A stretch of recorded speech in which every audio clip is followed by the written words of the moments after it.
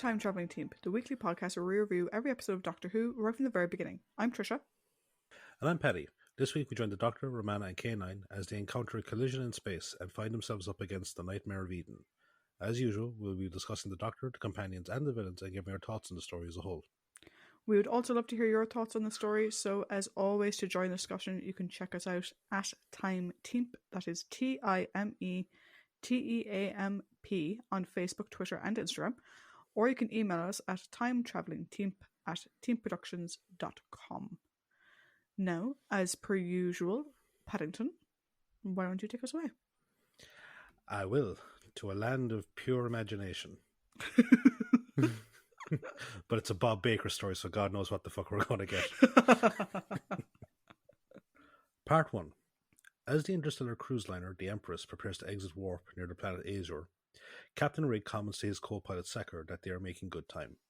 Suddenly, a malfunction warning goes off, and Rig asks Secker to check it, but he nonchalantly ignores him. Rig goes to correct the malfunction himself, and he sees another ship about to collide with them. The other ship fuses into the forward section of the Empress as it returns to real space, and Rig sends out a distress call. He gets a report from the maintenance crew that Section A has been blocked off due to the ship's fusing, and that they are unable to communicate with the passengers on the other side. Rig angrily blames Secker for not checking their exit course correctly, and tells him to check the power status of the ship. Secker, who has not stopped grinning, casually goes to the control console. Elsewhere in Section B, the TARDIS materializes and the Doctor, Romana and K9 exit to see the damage of the fused ships. K9 warns that the area is unstable, and Romana says that they should not interfere, but the Doctor says that that's what they do best, before leading them down a corridor. They see a man exit an airlock and discreetly follow after him. The man, whose name is Diamond and is the pilot of the other ship, goes to the bridge and confronts Rig over the collision. Diamond demands that Rig write a statement saying that he is the cause of the collision, so his insurance company will pay for the damages. However, Rig says that Diamond was flying in a warp launch and landing area and is therefore the one at fault. The Doctor interrupts and introduces himself and Romana, saying that they are representatives of Galactic Insurance and Salvage and have responded to the distress call. The Doctor offers to help reverse the damage, and Romana explains how it can be done, but Rig says the Empress has no power for its thrusters. Rig tells Secker to take the Doctor to the power control unit, and the Doctor tells Romana to stay behind in case he needs her to do anything, saying he will take K9 with him. Rig shows Romana and Diamond to the lounge, where they can wait until called upon.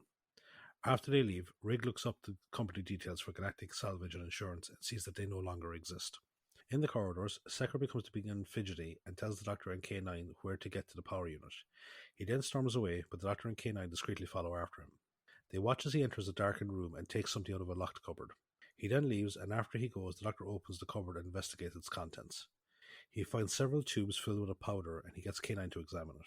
K9 says that it is a fungus used in the creation of a drug called Raxoin, a dangerous narcotic that introduces a blissful state that eventually leads to death once its effects wear off.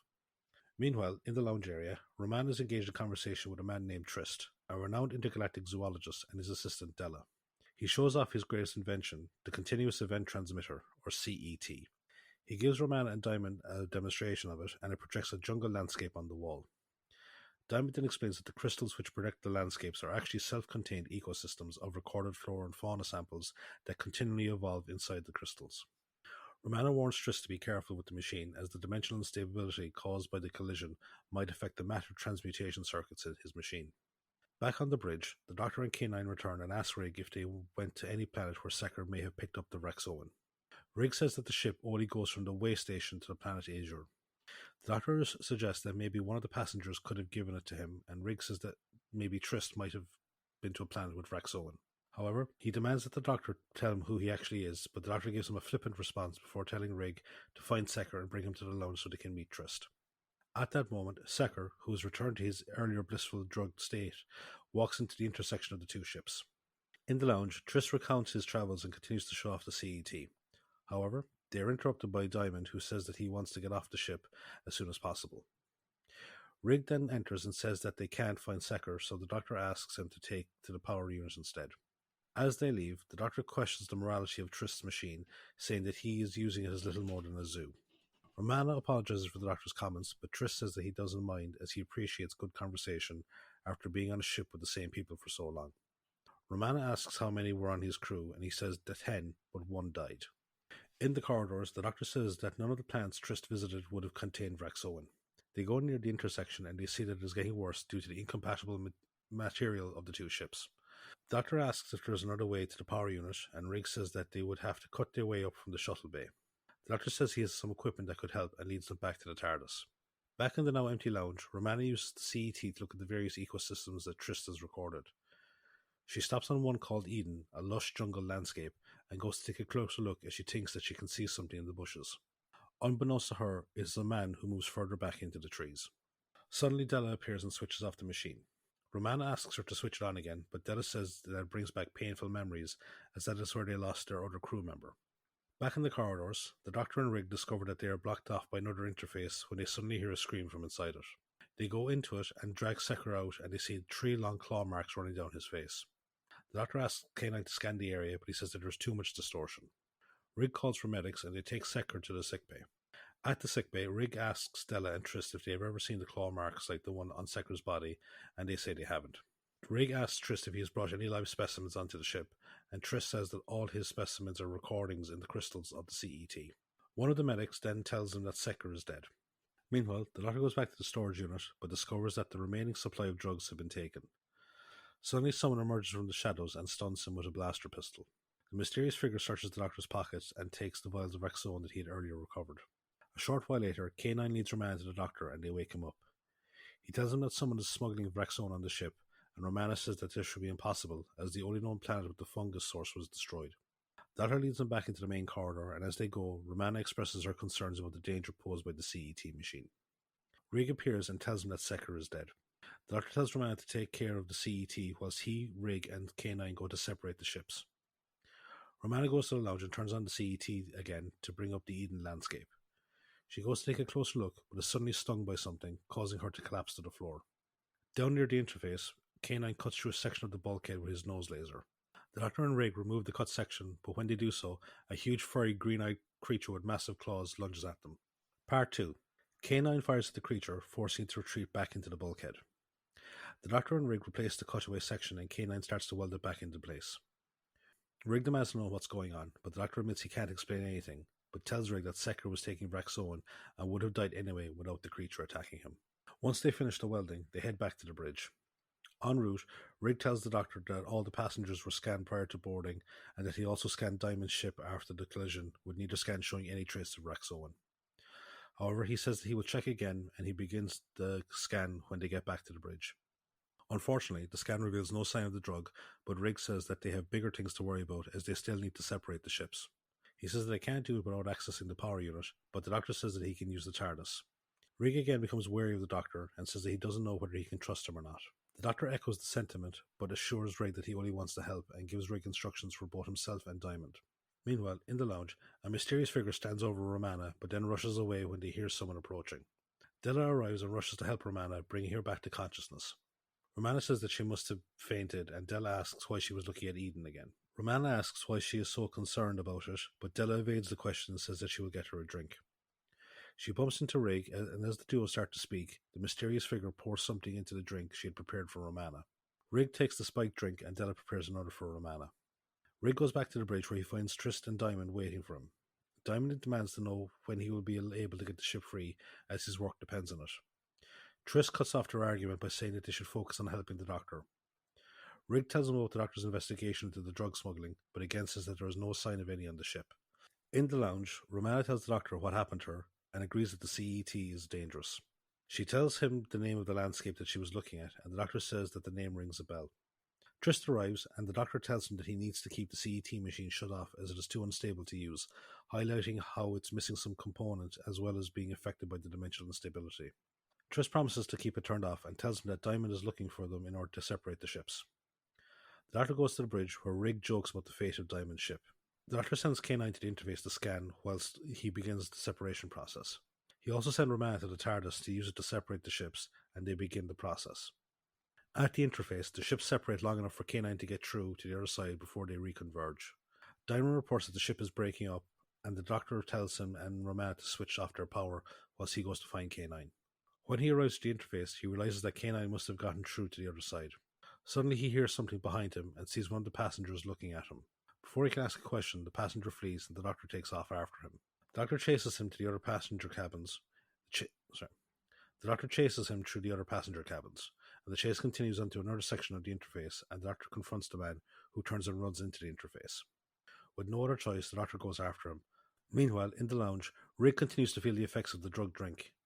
He giddily discusses his potential firing and execution for the accident of the ship, as well as the Doctor's failure to separate the two ships, but says that he doesn't care about anything. Romana says that she will go find the Doctor, and after she leaves, Rick confides to Tris that he believes the Doctor and Romana are the ones doing the drug smuggling. Romana goes to the interface, where she sees one of the creatures emerge from it. Suddenly, an unseen figure shoots at it and drives it back inside. A few moments later, the Doctor emerges from the interface, and Romana tells him what happened. The Doctor says that maybe the person who shot at the creature was the man that he was chasing. He tells Romana that he fought with the man inside the interface, but he managed to escape. He then shows Romana a radiation band that he managed to get off the other man, and they see that it belongs to a crew member of Tris' old ship. In the lounge, Della arrives and sees Tris using the CET machine. He tells her that he is using it to help the Doctor in his search for Rexoan. He says that he believes the Doctor and Romana to be narcotics agents, and that he wants to help them. He says that he's been thinking about their dead crew member, Stott, who mysteriously died on the Eden, and he believes that he discovered the Rexoan on the planet. He further says that he believes that Stott had an accomplice, but he assures an outraged Della that he doesn't mean her. He then asks if she has any idea why Stott spent 2 hours on Eden the day before he died, but she says that she doesn't know. In the corridors, Romana tells the Doctor about Rigg's strange behaviour, and he says that he must have been drugged. He says that the only place the drugs could be hidden is inside the CET machine. Suddenly, Trist appears and tells him that he wants to help them in their search. The Doctor sends Romana to the side, and Trist tells him of his belief that Della and Stott were the ones smuggling drugs. The Doctor is shocked by the idea of Della being guilty, but they are interrupted by a message from Diamond, who tells him to come to the bridge immediately. Trist goes back to the lounge, whilst the Doctor and Romana go to the bridge, where they are confronted by Officers Fisk and Costa, two members of the Azuran police force. They demand the Doctor and Romana's identity cards, but the Doctor insists that they listen to him about the Rexoan. They search the two Time Lords, and their scan picks up traces of Rexoan from inside the Doctor's pocket. The Doctor distracts the two of them and leads Romana back to the lounge, where he seals off the door. He tells Romana to start the CET machine and bring up Eden, saying that he wants to test the theory. Romana highlights the danger of using the machine, but the Doctor says that they have no choice, and together they jump into the landscape. Part 3. The Doctor and Romana arrive in the jungle landscape of Eden. After a small bit of bickering as to which way to go, they move on when they hear growls from nearby. As they move off, they are followed by one of the creatures. Whilst they are making their way through the jungle, Romana asks how they are able to be on Eden if it is just a recording, and the Doctor explains that the CET is missing a component called the Dimensional Osmosis Dampener. He says that without it, anyone can cross the interdimensional boundaries into or out of the landscape. Suddenly, the Doctor says that he can't move, and both of them discover that they have been wrapped in vines belonging to a large carnivorous plant that starts to draw the Doctor into its maw. The Doctor tells Romana to grab one of the roots and pass it to him. He bites into it, causing the sap to burst out of it, and the plant releases them as it retreats. They then continue on through the jungle, but stop when they hear growls again, and the Doctor tells Romana to keep quiet as they hide. They watch as the creature goes past, and then continue on their way. However, the creature suddenly ambushes them, but before it can do anything, the man who had earlier been observing Romana from within the landscape appears and drives the creature off with a blaster. The Doctor thanks the man, and he introduces himself as Stott, the supposedly dead member of Trist's old crew. The Doctor realizes that he was the man that he was chasing earlier and gives him back his radiation band. They hear more creatures approaching, and Stott takes him to his hideout, which is actually a prefab research building. Back on the Empress, Fisk, Costa, and Diamond enter the lounge but find it empty. They search it and see a side door locked off, and Diamond says that he will go collect Trist. Trist comes back with Diamond and tries to turn off the CET, but says that he can't, as it looks like the Doctor removed the selector module. He expresses disbelief that the Doctor would sabotage his machine, but Fisk says that he is a criminal and it is part of his nature. Tristan opens the side door, which leads into the first-class passenger bathrooms. Back in Stott's module, Romana asks him about the scars on his face, and he says that he got them from a mandrill, the creatures that he saved them from. He tells him that he was left for dead on Eden, but he tried to get back to the ship. However, he was caught in the scan for the CET machine and has been trapped in the recording ever since. The Doctor asks why he didn't tell Trist or Della that he was now free of the machine, and he says that he couldn't risk them finding out who he really is. He reveals that he's an intelligence officer from Space Corps who was assigned to discover the source of the drug smuggling. He initially thought it was the Doctor who was behind it, but no longer believes that after overhearing him talk to Romana. He says that he still doesn't know who is using the CET to smuggle the drugs, but he will once he finds the main source of the supply. The Doctor says that they need to separate the ships in order to seal off the recording from being accessed by anyone else. He asks if they reach the limits of the landscape, where they will appear, and Stott says that they can appear in any corresponding part of the ship. The Doctor leads them to one of the edges, and they appear outside the Empress's power unit, which is being guarded by K9. The Doctor tells them that Stott is a friend, and the robot dog stands down and allows them into the power unit. K9 reveals that he has spotted at least 5 mandrills roaming around the corridors, and Romana says that they should deal with them first. However, the Doctor says that they need to separate the ships and repair the dimensional instability, otherwise they will never be able to control the spread of the mandrills. At that moment, the mandrills have begun attacking the crew and the passengers. Rig, who is in the full throes of a Vraxoan high, laughs at the slaughter unfolding on the security cameras before him. Costa arrives and berates Rig before ordering all security personnel on the ship to defend the passengers. He then says that he will have Rig arrested, but the captain continues to laugh. Fisk arrives with Trist and he orders Costa to take Rig away. Fisk says they need to seal off the areas with the mandrills so they can easily be hunted down, but Trist objects, requesting that they be instead tranquilized, citing the potential extinction of the species otherwise. Fisk says that he will do what he thinks is best and then orders his men to kill the Doctor if he resists arrest. Elsewhere, Diamond is preparing to return to his ship and asks Trist if he should destroy it in order to prevent anyone finding out that they are the ones behind the drug smuggling. Trist says not to and that they should instead wait to see how things unfold. In the power unit, K9 and Stott defend the Doctor and Romana from the mandrills as they finish their preparations for separating the ships. The Doctor tells Romana to go to the bridge to make sure that the power is set to maximum, and he then tells K9 to go to the TARDIS in order to activate the dematerialization machine that he set up outside it when he orders him to do it. He reassures the worried Romana that he will set up a time delay on the power unit so that he will be far enough away when the ships separate. He then sends them away before finishing his repairs. After they leave, a mandrill that K9 had earlier shot gets back up and attacks the Doctor. The mandrill destroys the Doctor's time delay switch, but the resulting explosion kills it. The Doctor then watches as the mandrill crumbles to a powdery substance, which the Doctor recognizes as being Vraxoan. He then starts to repair the time delay switch, but fears that he won't get it done before the agreed upon time for the others to do their parts. Meanwhile, Romana and Stott return to the lounge, and Romana sends Stott to go back and help the Doctor. She then makes her way to the bridge, being careful to avoid Fisk, Costa, and their men. She arrives there and finds Rig, who is starting to come down from the Vraxoan high. He angrily demands that she give him more, and refuses to let her check the power settings. He attacks her, but is then killed by the newly arrived Fisk. Romana goes to the power controls, but Fisk orders her to stay away, ignoring her attempts to explain to the Doctor what the Doctor is doing. Down in the power unit, the Doctor finishes repairs with moments to spare and then signals the others to do their parts. Romana ignores Fisk's threats and activates the power at the same time K9 activates the dematerialization machine. The Doctor runs through the corridors as the ship begins to separate, but he suddenly disappears from existence. Part 4. The two ships successfully separate, and the resulting detachment causes Romana and Fisk to fall to the floor. Romana recovers first and flees before Fisk can pursue. Diamond messages the bridge and says that everything is back to normal. Fisk asks what he's doing back on his ship, having believed him to be still on the Empress, but Diamond responds that he went to get weapons to help deal with the mandrills. Fisk goes to check the ship's systems, and Diamond asks to be allowed to leave, saying that he will not press any charges for the collision. Fisk refuses, saying that he needs him as a potential witness for the inquiry, but Diamond insists that he has to go, otherwise he will lose his contract. However, Fisk says that Diamond was at fault for the collision as he was in a prohibited area, and says that he will issue a warrant for his arrest, forcing Diamond to agree to stay.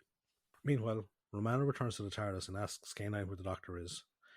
K9 does a quick scan and says that he is no longer on the ship.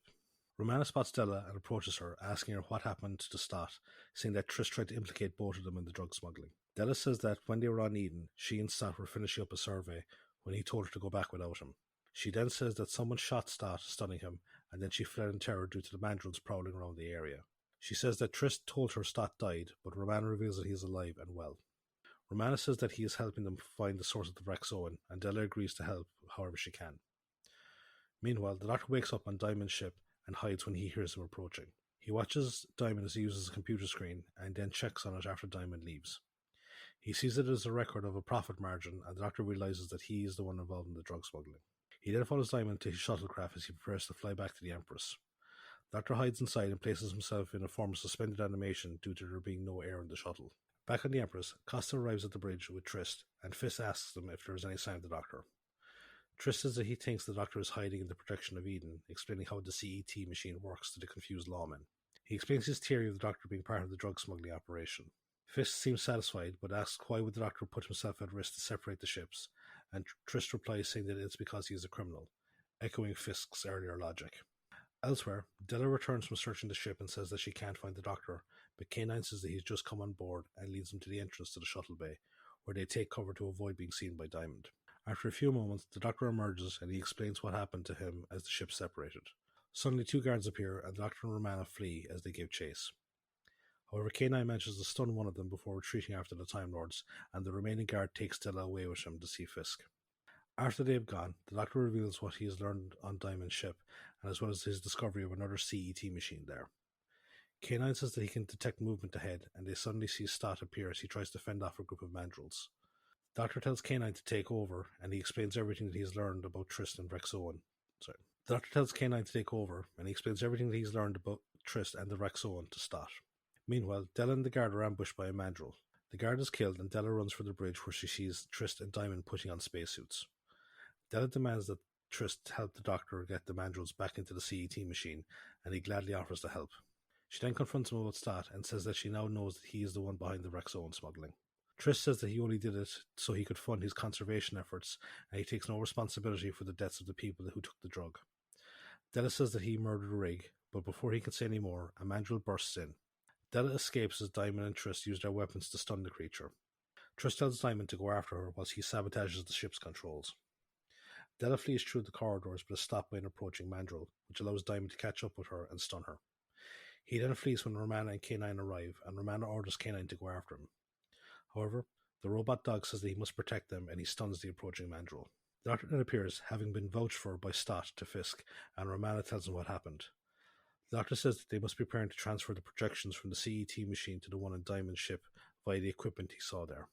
As Trist and Diamond make their way to the shuttle bay, an announcement from Fisk comes over the intercom ordering their arrest.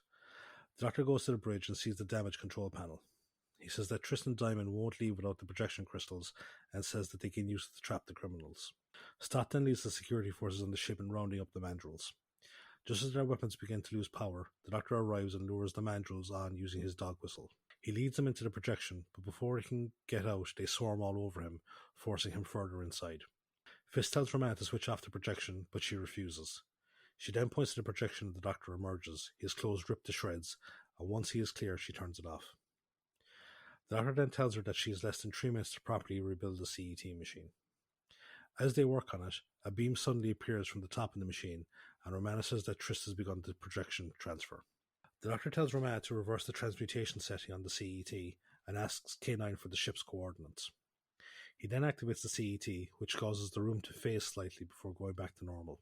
Fisk and Costa arrive and say that Diamond's ship has gotten away, but the Doctor says that he has already captured them. He points to the projection screen in which a shocked Trist and Diamond are now trapped and looking out of, and he tells Fisk that he can arrest them.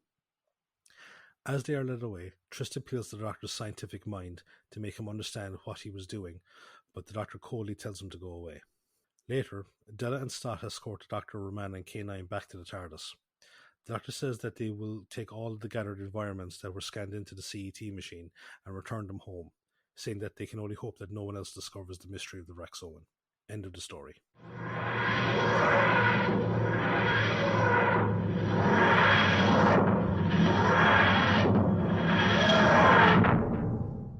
So, that is the story recap done and dusted. We're now going to go over to the trivia spot and see what Tricia's got for us this week.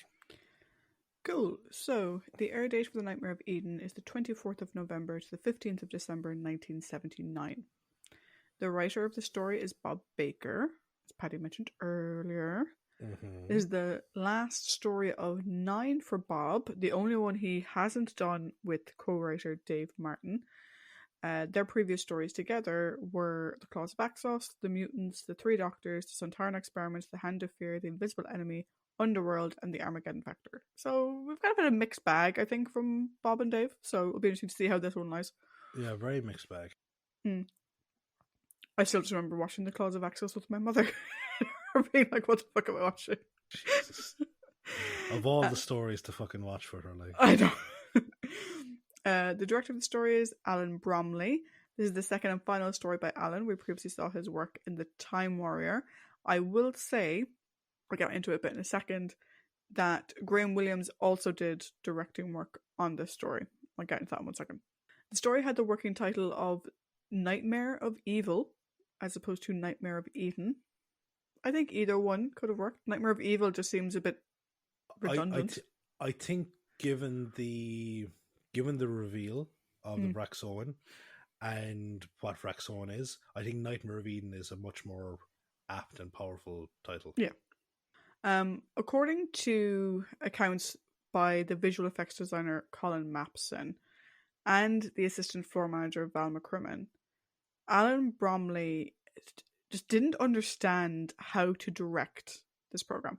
Because bear in mind, his last one was The Time Warrior, which had a couple of visual elements, as in like visual effects elements, but not that much.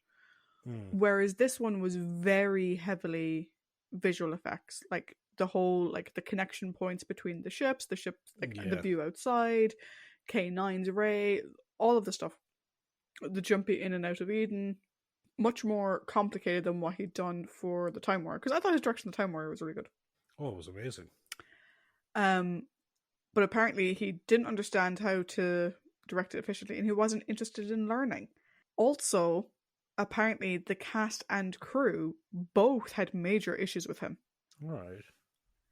So he resigned from the project in the middle of principal photography. So Graham Williams had to step in and finish out the directing. Now, we had seen something like this before where Barry Letts had to step in. I think it was for Dougie Camfield. I think that's so. because like Dougie got sick. Yeah, didn't Dougie have like a bit of a breakdown or something? Or was that a different director?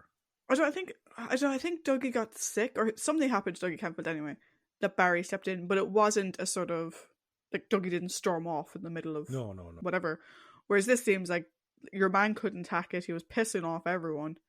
And so he left and Graham Williams finished it himself. When production finally wrapped, crew members were presented with t-shirts saying, "I'm relieved the nightmare is over." Fair enough. Now, since we've never heard of them being given honorary t-shirts at the end of any other production, one can assume that it's more than just a play on the episode's title. Yeah, well, I think the only other t-shirt related thing was the Comeback Bill All Is Forgiven t-shirts. Yeah. Also, I think the nervous breakdown director was, I think it was the guy during Reign of Terror for Hartnell. Did Ian Hartnell kick off? I think it was him. Yeah. The images that are shown on the view screen of like all the different planets are actually recycled images of planet surfaces from the Space 1999 episodes The Full Circle, Guardian of Piri, and Matter of Life and Death.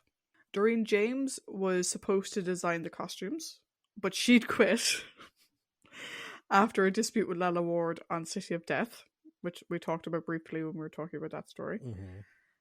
Vraxone was originally meant to be called Xylopholan or Zip. Xylopholan spelled like XY, or so xylopholan, like a xylophone. Yeah, xylopholan, I suppose, is probably better. Yeah. Or Zip, ZIP. But it was changed so as not to sound too appealing to children, which apparently Lalla Ward was like, yeah, no, don't make it sound like something they want to go find out. The Continuous Event Transmuter, or the CET machine, was suggested, or rather was inspired by articles that Bob Baker had read concerning holograms. The idea of making a holographic projection of something. Holograms have become a really big deal in sort of, conversation and science fiction, starting like mid to late 1960s.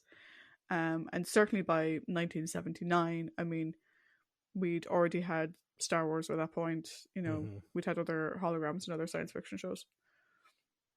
Graham Williams was initially concerned, understandably so, that the drugs plot was inappropriate for the show's time slot, because unlike some other stories we've seen, like, this wasn't subtext. This was text.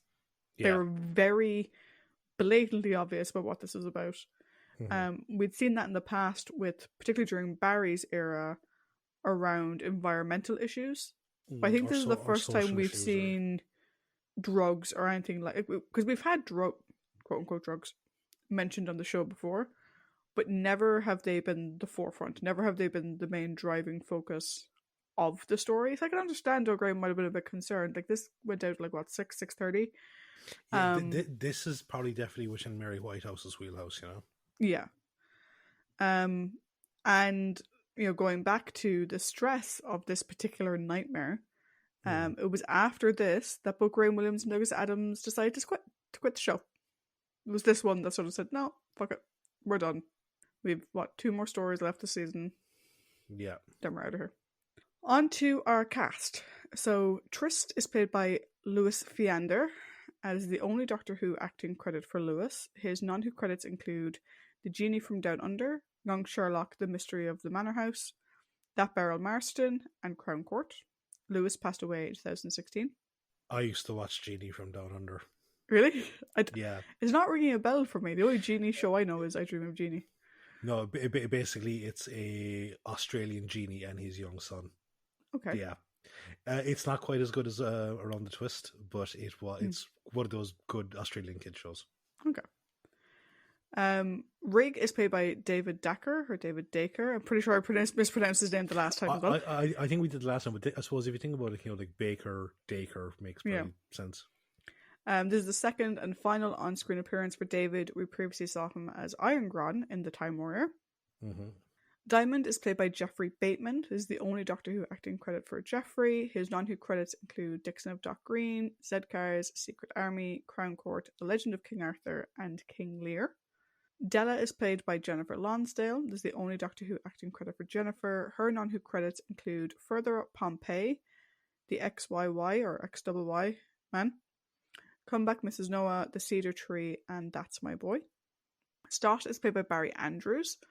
Only Doctor Who acting credit for Barry. His non-Who credits include The Spy Who Loved Me, Dracula Has Risen from the Grave, Department S, and a favourite of mine and Paddy's, Gulliver and Lilliput. Again, if you haven't seen Barry Lett's version of Gulliver and Lilliput, you have to watch it. It's so good. Also, if you haven't seen Alan Partridge's recount of the opening of The Spy Who Loved Me, you have to watch it. Fisk is played by Jeffrey Hinsel. This is the second and final appearance for Jeffrey. We previously saw him as Jack Tyler in Image of the Fendal. And lastly, although we're not going to be discussing him, we have Peter Craze. This is the third and final appearance by Peter. We previously saw him in the Space Museum and the War Games. Now, given the timing for those, I don't think we mentioned... we may have mentioned the War Games. I checked Space Museum notes, didn't check War Games notes because I was being lazy. Peter did pass away in December of 2020. I know. I think we might. I think we would probably discuss it in War Games because we remembered. Oh yeah, he's Michael's brother. Yeah. I know we didn't discuss it in Space Museum because Yeah. What usually happens when we have an actor who's been on the show before, I'll go back to the episode, like the first episode that they're mentioned in, to see if I talked through their like previous acting credits. And if I did, I tend to not repeat myself. Because no one fucking wants to hear me repeating myself over again. But yeah, I forgot to check War Games for Peter. No, it's okay. So it's your first time. If this is your first episode listening, it's incentive to go back and listen to our other reviews. Yeah, it's also Tricia's fucking lazy. Fair enough. Although one could argue, is it more effort to go back into previous notes of my own to see if I'd ever mentioned someone's acting history than just opening up their IMDb page and copying out what they'd previously been in? 6-1, half done the other. Yeah. We'll see. But yeah, thus endeth the trivia. Cool.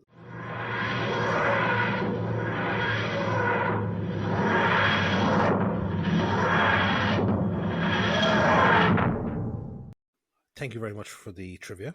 Interesting as always. So now we're on to the next part of the podcast, which is the character discussion. So we will be discussing, as always, the Doctor, his companions of Romana and K9. We have a few prominent characters. I have Della, Rig, Fisk, and Stott. Yep, I agree. And then we have the villains of Diamond and Trist. Mm-hmm. Every time I say Trist, I just think of, ooh, saucy. So, seeing as how you read out the socials at the start of the episode, you get to go first. Give me your thoughts on the Doctor. I think we see a lot of classic Fourth Doctor in this one. Wandering into an issue he knows nothing about, purely because he finds it interesting. Just impersonating people in authority that he's fucking made up, just because he wants to have a nose around. he has, for a lot of the story, he has a lot of like that sort of irreverent attitude and whatever. Um, one thing I did find in this one, I don't know, maybe it's just me. He seemed to be even less communicative with his companions than usual. Or was that just me? Was it just because they were separated a lot that it I just seemed think like he that wasn't communicating as much with them? I think that's maybe a bit of a separation thing. That's Mm. the way I read it, because there's also the added thing of where he trusts Romana to do what is like to essentially do what's supposed to be done. So like I don't think he's constantly having to check in her, but I think it's mostly the separation thing.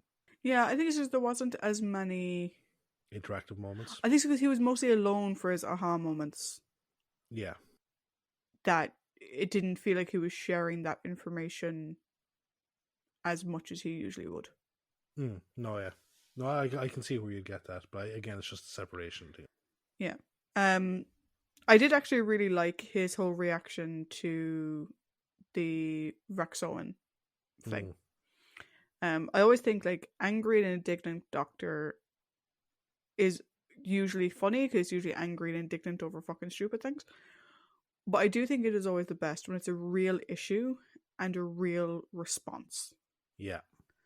Like the way he was with Trist at the end, the Oh, way he was just so like, good. "Get out" or "Go away" Like, or whatever it was he no, said. yeah, it was go away, and like he's not even looking at him, and he just says it so quietly. It's like, go away. Yeah, It's like, you know, the way that they talk about the scene from, we'll eventually get to it, but the David Tennant story about, you know, like the fury of the Time Lord, like yeah, that's just that cold anger. This is the groundwork for it here. Well, yeah, we've seen it on other times, but here's yeah. yeah. I think the difference between this one and like, because my other favorite example of that from Tom in recent seasons is Pirate Planet when he fucking loses his Oh, fucking but plot with what's your it man. for? Yeah. Yeah, that I still think is fantastic. I think it's probably my favorite. Like that sort of for me is right up there with the "Do I have the right" speech. Mm. Um, I don't think this one didn't hit me quite on that level because he was quiet and whatever, but like I didn't. It's not quite at the Fear of a Time Lord just yet. It's there, like the groundwork is there for it, but he seemed more like disappointed.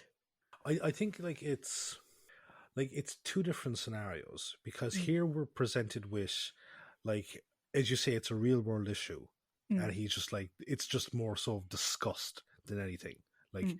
get out of my sight. Whereas with Pirate Planet, it was like going, what the fuck are you doing all of this for? Like, what is the end goal? Yeah, Yeah, and like, it's just like the pure heartbroken exasperation yeah. of Like I said, yeah. both are great. Personally, I like the Yeah. Pirate Planet a little bit more, Oh yeah, in terms of that reaction. But like this reaction was great because Tom plays it so. Like I said, there's this sense of disappointment and don't you dare try and use science to oh fucking yeah, explain what it is you did. yeah.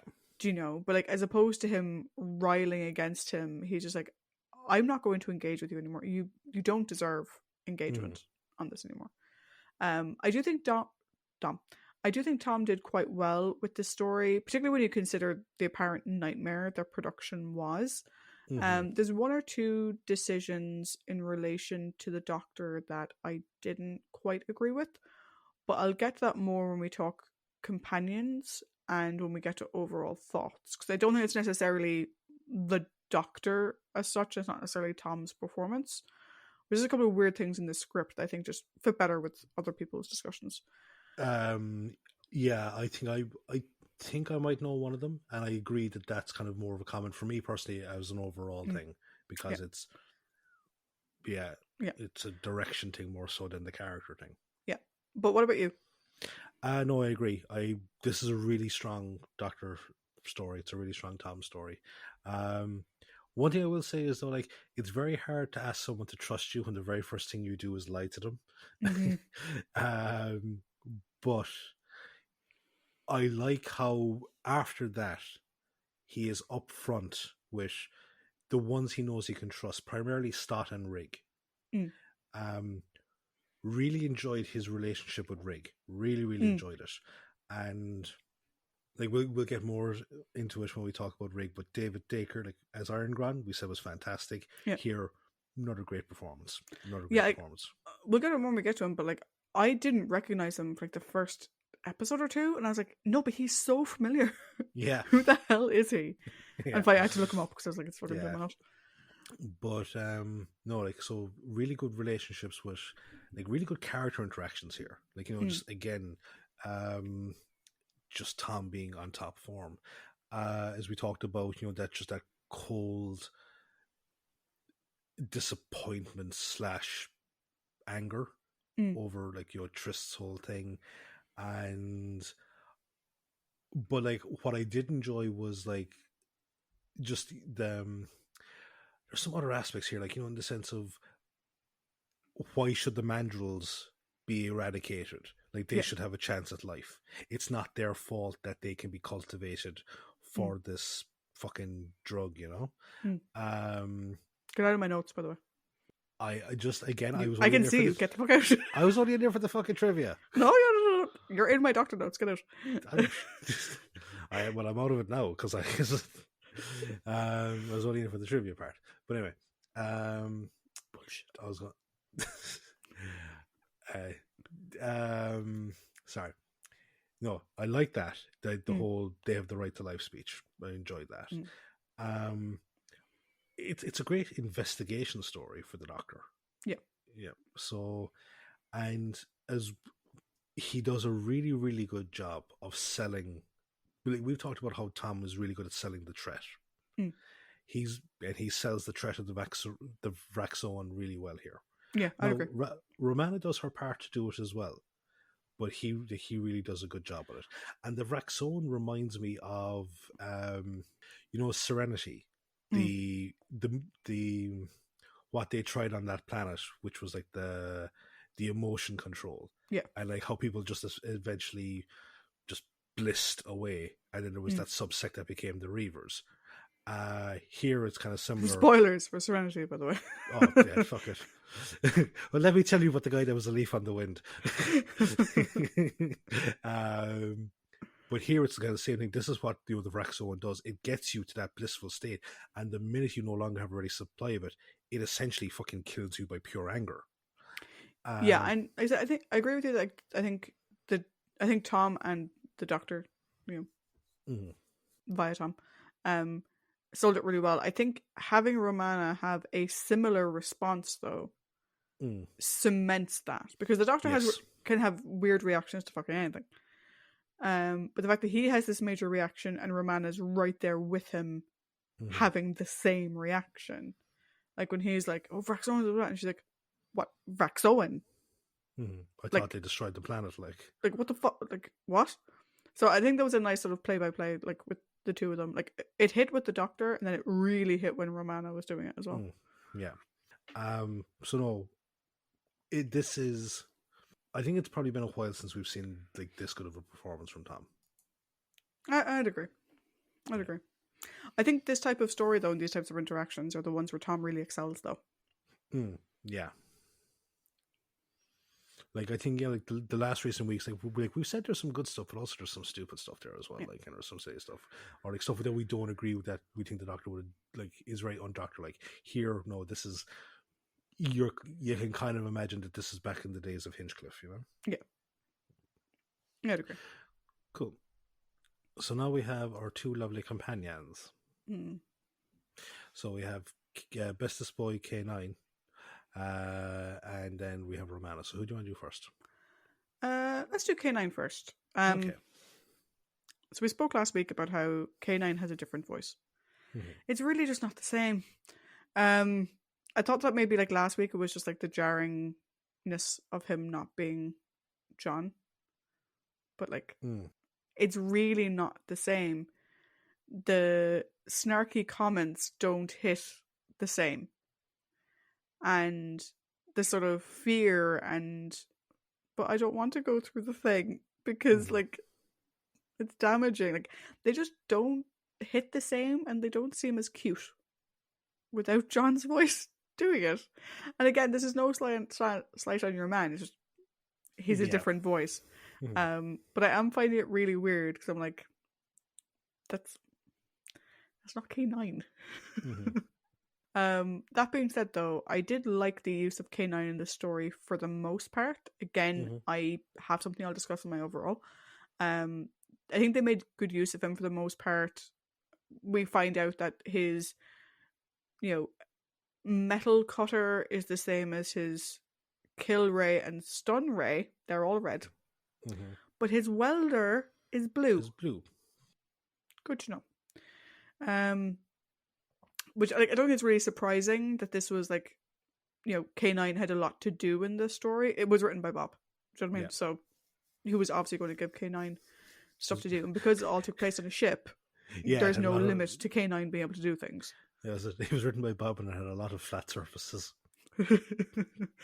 But yeah, so all in all, I mean, like I said, K9, the character, good use of the character in the story, used when needed, have a little bit about not being used in certain parts. But I'm still just finding it weird. I find it weird. What about you? No, I agree. I mean, it's one of these things where I think we'll just have to kind of definitively, like, we have two more stories, but we kind of have to definitively state now that it's a case of we can still appreciate everything that the character does, but it hits on a completely different level, and we won't have that same level of love for this iteration. Yeah. Because well, I doubt we will. We might do. Who knows? It might be surprising in extra stories, but it's.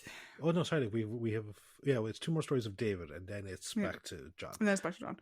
Yeah. And it's like, see, because as we said, like, it's the same Mark. It's Mark 2.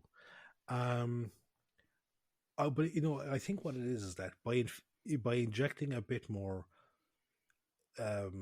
shall we say, personality into the voice, he's removed a lot of the character. Yeah, I will say that, like, comparing this week to last week, and I've forgotten your man's name. Is it David? David Brierley, I think. Yeah. Yeah. He comes across as less snooty. He seems to be trying more this episode to get, like, the modulation the same way John did, to make it a bit more robotic. Like, John walked this very interesting line between robotic and who's a cute doggy. Yeah. He walked a very fine line between the two of them. And I think in this one David was trying to get, because like last week just seemed like he was like a guy talking it through a radio, whereas this week he seemed to be trying to get more of that modulation in. It just isn't hitting the same emotional beats, I don't think. And maybe this would be interesting, actually. Maybe it's just you and me because we're so used to John. Because, like, obviously he's been K9 up to now. We know he'll be K9 in the future. We've seen those episodes with him in the future. So it would be interesting, like, if there's someone who hasn't seen any of the previous episodes and they watched this week or last week, what their emotional connection to K9 would be, having not heard John do the voice before. Actually, and that just kind of, it's an interesting point, because I just want to look up something there. Give me a second. As I'm looking, I'll continue with my comments and stuff. There's what I like about the character is that he still bickers back and forth with the Doctor over the logic of an action taken or the percentage of it actually working out. There was also a few times here as well, which I quite enjoyed, of K9 acting like a dog. Like, when he goes, like, this is Stott, he's a friend, and you just hear K9 sniff as if to, like, put him into, like, okay, you are now registered as friend. But I also liked how, Romana was saying, like, oh, go stop him, K9, stop him. And he was like, no, the priority is to make sure that you are safe. And fights off the mandrels. So I quite like that. The thing you were raising there about someone that may not have listened to any John Leeson, but this is their version of K9. Our good friend Paul from the Half Measures podcast, when we talked about the guy that took over from Michael Wisher for Davros, Mm. He left a comment which was to for him, he said, one point regarding the Terry Malloy Davros conversation. Growing up in the 80s means he's the Davros that always looks and sounds and feels like the real Davros. He said, loves Wisher and Bleach's performances too, but Malloy opposite the 5th, 6th, and 7th incarnations to him is perfection. Mm. So there we have, just again, sometimes it's who you encounter first. Yeah. Sometimes it's the stories and how that person impacts on the story. Yeah. I think as well, like part of it for me might be because I've met John Leeson twice. And when you meet him at cons, he talks to you in the K9 voice. Do you know? I sort of just have this emotional connection to John as a person. But it's not even like that, because I've never met the guy. But it's just there's something like I think much more emotionally attaching to a character that is like robotic imitating life, life, than what David is trying to do, which is life imitating robotics. Yeah. So it's always an interesting concept to bring up, Cool. So will we move? I don't have any other points other than to say the character of K9 is still as consistently great as he always is. Yes, it's just difficult, I think, to have that same connection. The connection is wobbled a small bit, you know? Cool. So, on to Romana. Another one who's not quite the same. I'm not really sure about Romana in this one, to be honest. A couple of positives. I loved her connection with Della. I thought that was great. I loved their scenes together. And I loved how the two of them were looking out for each other. You know, and like we said, like when Romana 1 was first introduced, that she had this sort of cold ice queen nature. She didn't really pay attention to or care that much about like lesser beings, as it were, and how she grew to change over time. And here we can really see that, Romana doesn't ever judge Della for what she does. She doesn't judge Della for her past relationship with Stott. Like, she clearly knew from the minute Della spoke that there was something there, but she never judged her for it. And she supported her for it, and she comforted her with that, which I thought was lovely. We do get a bit of, again, her reaction to the Rexoan. Again, like we said, having another Time Lord have that same reaction is really, really strong for getting the point across. And we do get bits of her intelligence, I'm willing to say.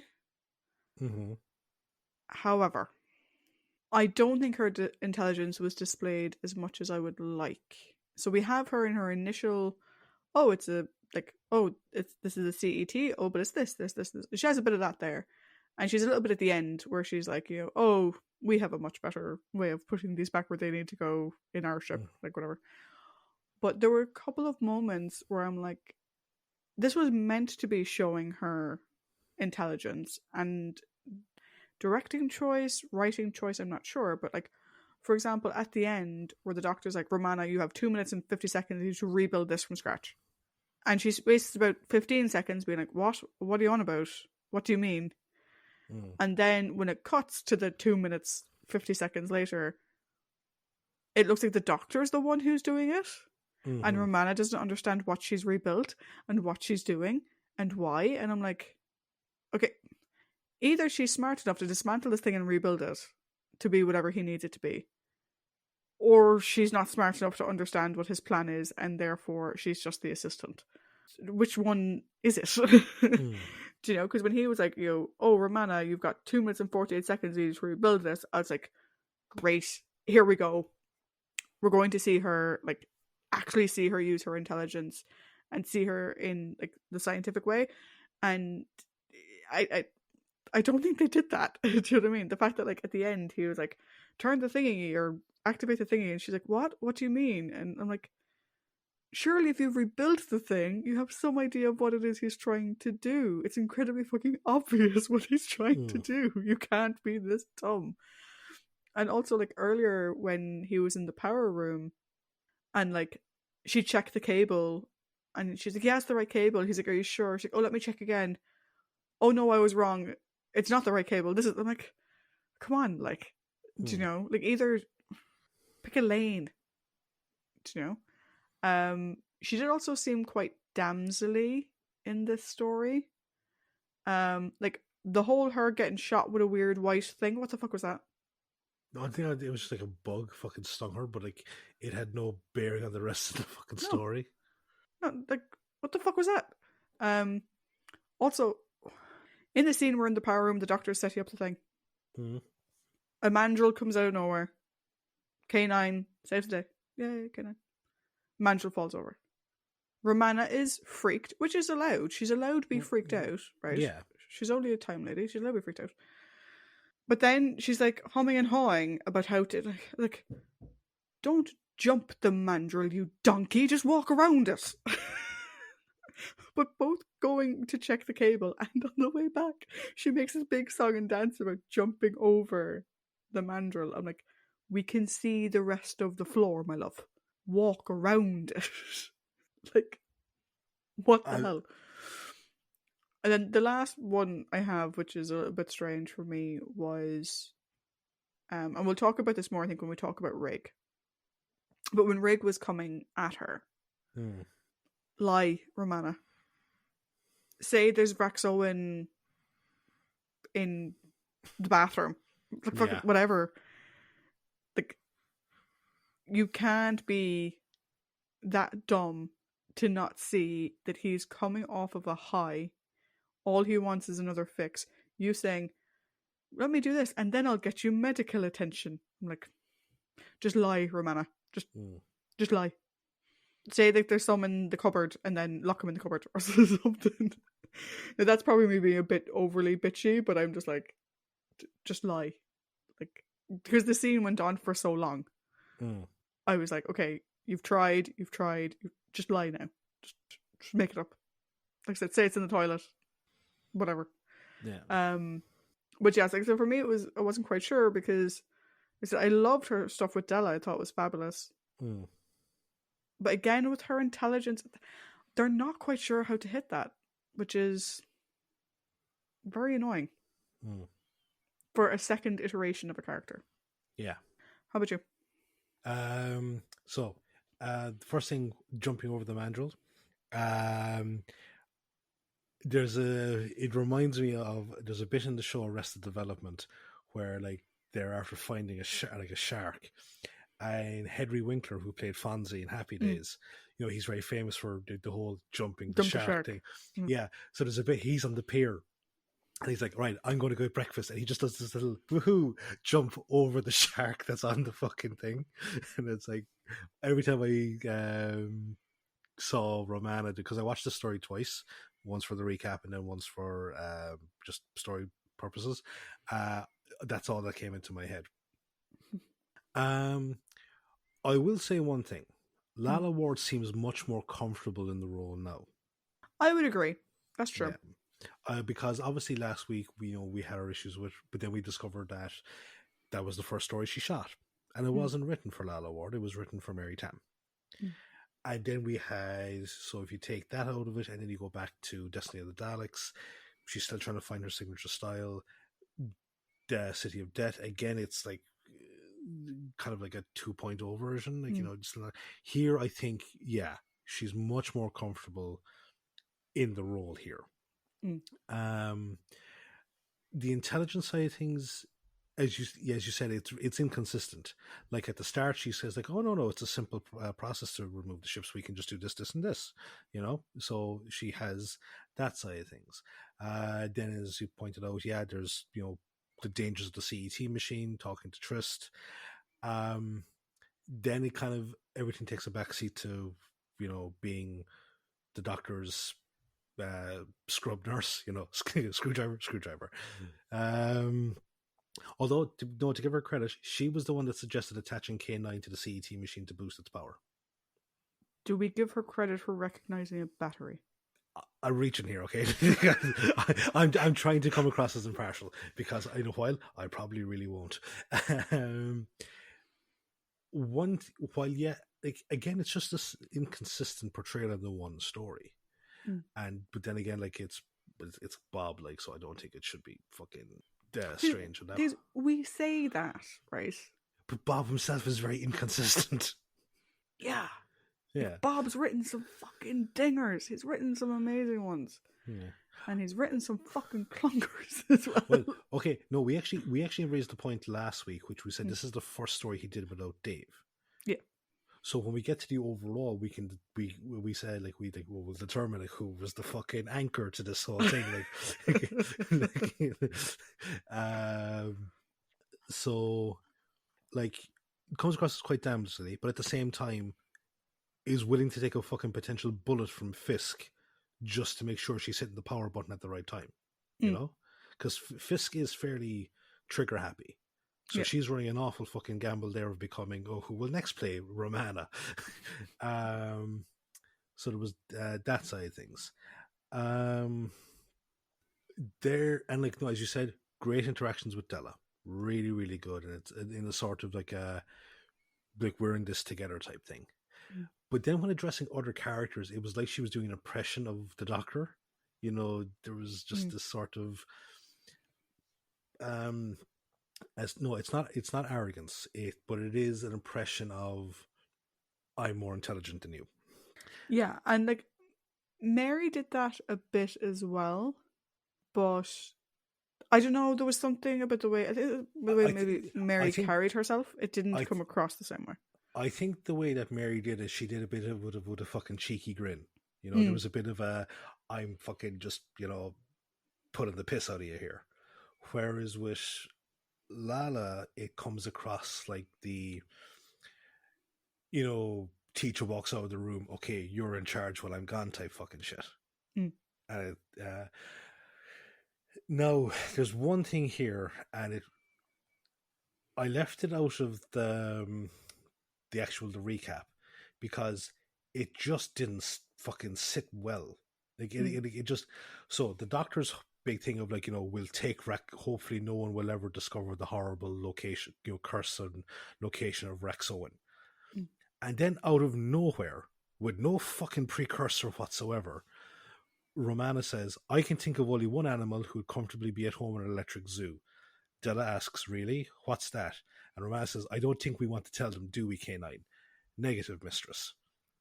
And I was surprised because I usually get a lot of our trivia from the TARDIS fandom wiki, right? Yeah. Again, I'm lazy. But I'm doing you a favor, so you don't have to do it. No, we're standing on the shoulders of giants. There we go. Yeah, there we go. People have done this research before. Work smarter, not harder. I was expecting there to be a trivia point about this weird fucking thing. Like, was it meant to be a fourth wall break? Because K9 is sort of angled like he's talking to the audience. And I'm like, what the fuck is that meant? Like, do you mean that, like, your TV show characters, so you're in an electric zoo? Is that what you meant? Or is it you taking another fucking dig at humanity? Yeah, like, is it the fact that, like, we watch television, we watch people living their lives on a screen as opposed to going out and living our own? Is that it? It's just the fact that we put things in zoos in general, which I personally disagree with, but whatever. Like, it was such a weird closer because the last line of the episode. And like, I was like going like I don't know what it is. Is it meant to be, as you said, it's like a fourth wall reflection break, which is like, yes, we're talking about you, or is it some sort of weird fucking dig at, as I said, humanity or whatever it is? But it's like you give the Doctor this very fucking poignant, like, keep watching the skies type fucking ending, and then it's like, oh yeah, by the way, as the ending to it, it literally comes out of nowhere. There's no setup to it as a joke. It's Yeah. just like, like it's almost like, I have to have the last word, and it's like it makes like it just didn't. It fucking makes no sense. Like I can't think of anything as to where it would come from, Yeah, because and again, it's the case of like, is it meant to be a fourth wall break? yeah, Because if it is, it's badly done. yeah, it's very badly done. Like because Because we're we've seen. questioning if that's what it Yeah, was. like how about like if it's a fourth wall break, how about you have it come from a character that can actually fucking visualize that it's a fourth wall break?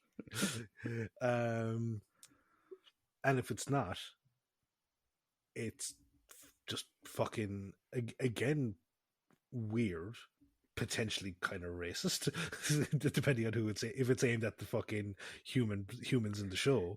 Is it meant to be K9's an electric dog, so he'd like to be in an electric zoo?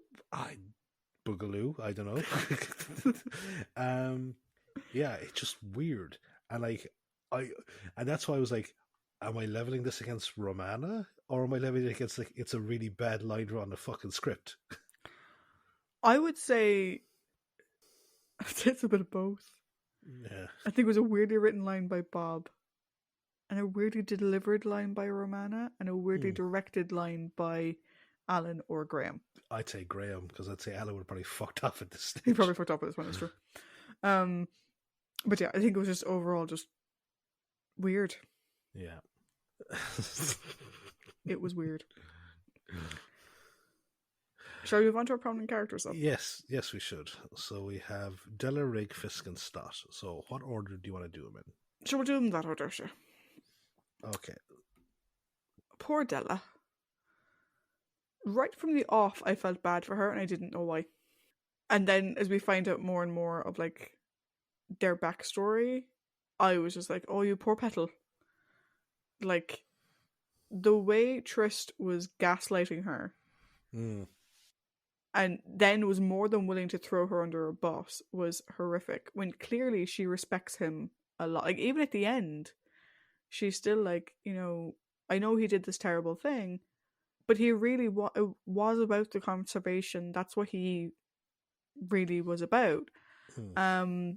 And I just felt so bad for her. And like the fact that she, like, when Romana revealed that Stott was alive, and she was like, I knew it. I knew there was a face looking out at me.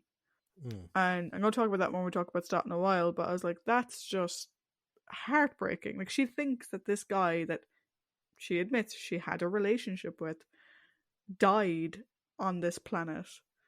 This planet that she'll forever have this window into. But she thinks that he's gone, which is devastating. Only then to find out that your boss or whomever is the guy who shot and potentially killed, but you didn't know that, the guy that you had a feelings for. He's using your work to smuggle the most horrific drug in the known universe. And he was willing to shit on the memory of your former partner and then throw you under a bus. It's like, what the hell? So yeah, my initial thing is just poor Della. What I love though is that, like I said it with Romana, I loved her and Romana together. I love how she never once questioned that Romana was on her side. She never once thinks that Romana is drug running. She never once thinks that Romana is lying to her or out to get her, which was great. There was no cattiness or bitchiness between the two of them. It was a purely supportive friendship, which I thought was very, very good. And to be honest, I just hope she and Stott are happy together. Because she deserves some fucking happiness, for fuck's sake. How about you? Yeah, like it's like at one point in time you're thinking like, is Della just like that character that just happens to be there but doesn't really kind of deliver anything of substance?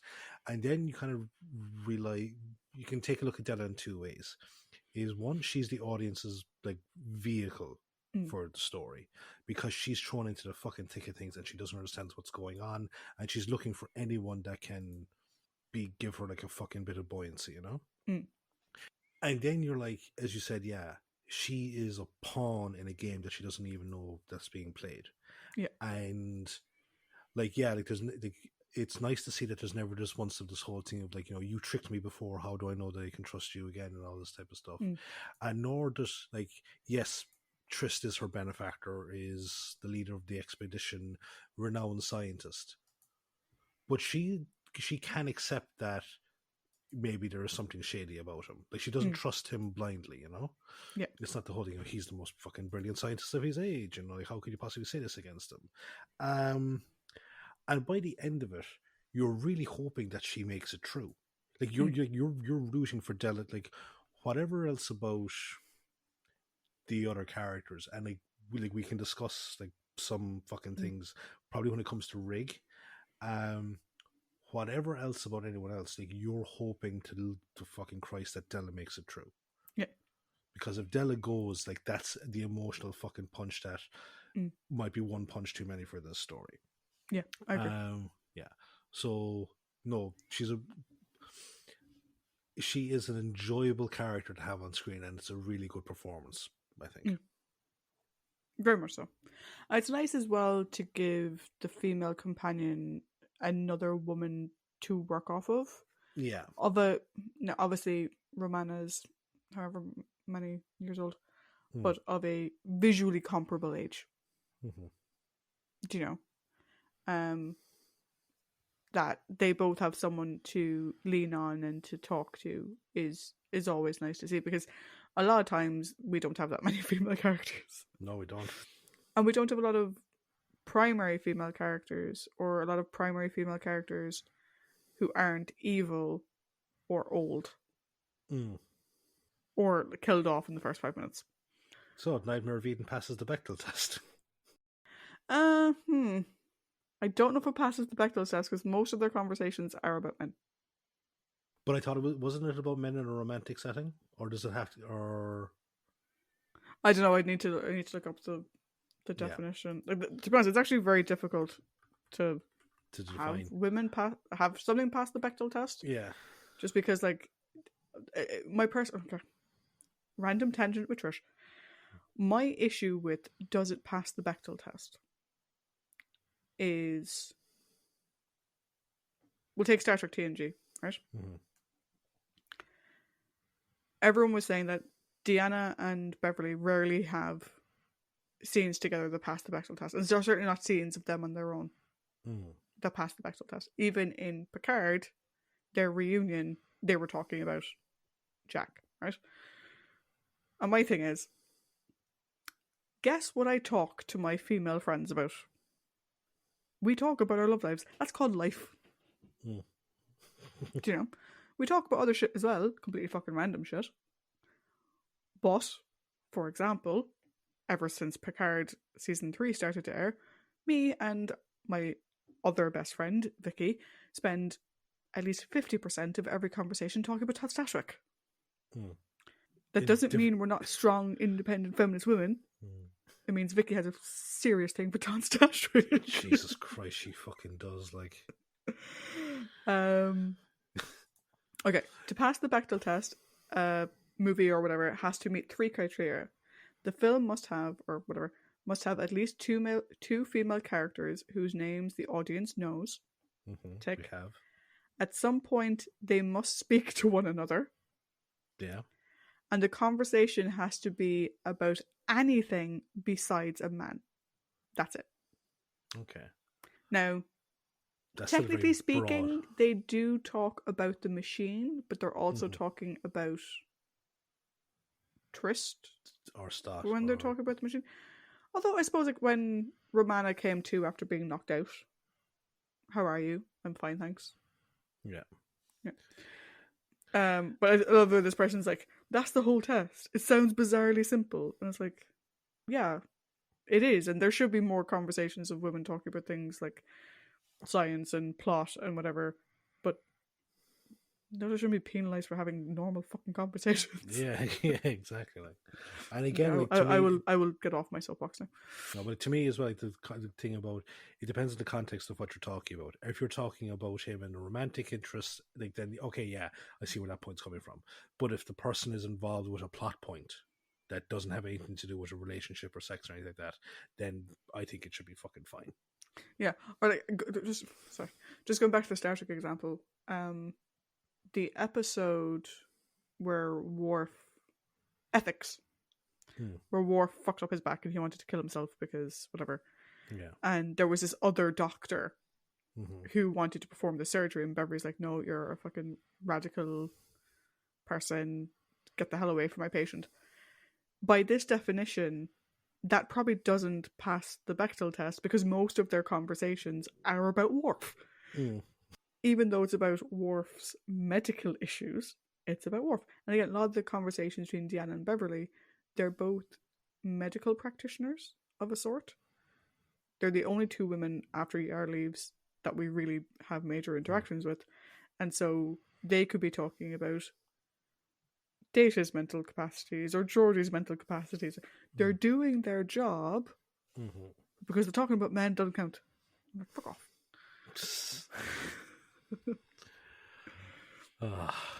So, moving on to a man now. Take that Bechdel test.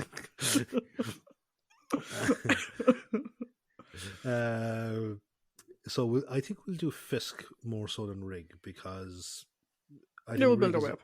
Yeah, I think Rig is a much more impactful character. Yeah. So, thoughts on Fisk? Fisk, you total utter asshole. Right? Fisk is one of these people who he has more power than sense. Yes, let's just kill these people without actually talking to them first. We have absolutely zero physical evidence. We have a minute reading of something. We have zero physical evidence that they're doing the drug trafficking. And we only know that drug trafficking is a thing because the doctor, and I would like to point this out, the girl, he knew her fucking name, he just chose not to use it, mentioned it. The only reason you know anything about drugs on this ship is because they mentioned it. Because obviously, fucking Diamond wasn't going to mention it, or Diamond, or whatever his name is. So there's that. We see that all he sees here is an opportunity for promotion. You know, all these people are dying on the ship, and he's like, if we save the day, we'll get promotion. This is fucking brilliant. And he's so quick to respond with the you failed, you tried to do a thing and it didn't work, even though he doesn't understand what it was they were trying to do. I'm like, oh, you donkey. Does he get some redemption points by the fact that like he called Diamond on his shit and was like, hey, for all that they're saying and for all that fucking Rig has gone off the fucking reservation completely, Rig's not wrong. You were in an unauthorized, unsanctioned area of space, so no, you don't get to leave until you and I get to have a proper conversation about what we're doing there. Does he get some redemption points for that? Maybe like a quarter of a point, because he was doing it to be a dick. But he was right. Like, he was right to call it out, but he only called it out because he's a dick. Yeah, but then again, like he's calling it out to be a dick, and also because he's a company shill, like this company is the fucking power of life and death over its employees. Yeah, it's like Wayne Yutani. Yeah, yeah. You can tell what I'll be watching after this. But yeah, asshole. That's my definition of Fisk. Fisk reminds me of a lie. Okay, you've never seen The Usual Suspects. I've seen bits of it, but never the whole in thing. Order or context. Okay, fair enough. Has it been spoiled for you? Yes. Okay, fair enough. Fuck's sake. I wouldn't say it's been spoiled for me. I have no desire to watch the film, but I know how it ends. Okay, that's great. So there's a line in the movie which it comes from one of the characters, and I've always had a problem with this fucking line. He says, "You know what I was taught on my first day in the force? How to spot a murderer. You put a group of men into, you put a group of suspects into a room, and whoever's sleeping, that's your man, because he's been caught." I'm like, that's a really bad fucking logic, like, because I'm sorry, I've been nervous as hell over shit before. You've known me to be nervous over as hell as shit before. I fall asleep because I'm tired, and or you could have narcolepsy. Yeah, exactly. Like, so that's an incredibly fucking flawed logic. And like, don't get me wrong, I really enjoyed that character in the fucking movie, and it's like, but that's a dumb line from an intelligent character. It's a really fucking dumb line. Um, but and here it's the same thing, like. And I know that Trista's trying to throw him off the path at that side. He goes, "Okay, so why would he sabotage the machine? It's because he's a criminal. That's what he does." And then and then Fisk later on goes, "Like if he was trying to escape, why would he take the effort to save everyone? Like and pause and like separate the ships? Oh, because you said yourself he's a criminal. You're right. He is a criminal. You're like a fucking idiot. Like I'd hate to." I'd hate to him to be like an arresting detective because he won't investigate. He'll go with whatever is the easiest option. It's like he can come up on someone that is like covered in blood and still has the knife in his hand and standing over the body. It's like he's the guy that did it. I just removed the knife to try and save the person, type shit.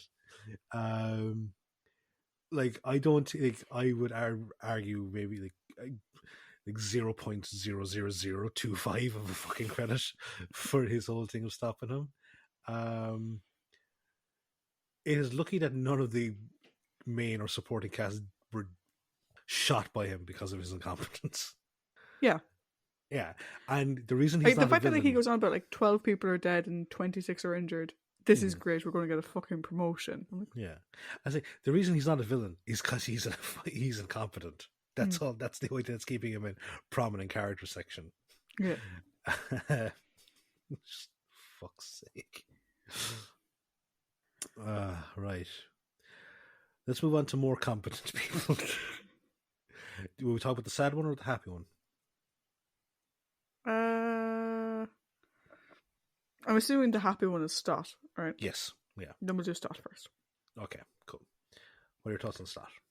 A bit too much personal information, but given your warning, kind of pissed Stott wasn't the bad guy, besides one.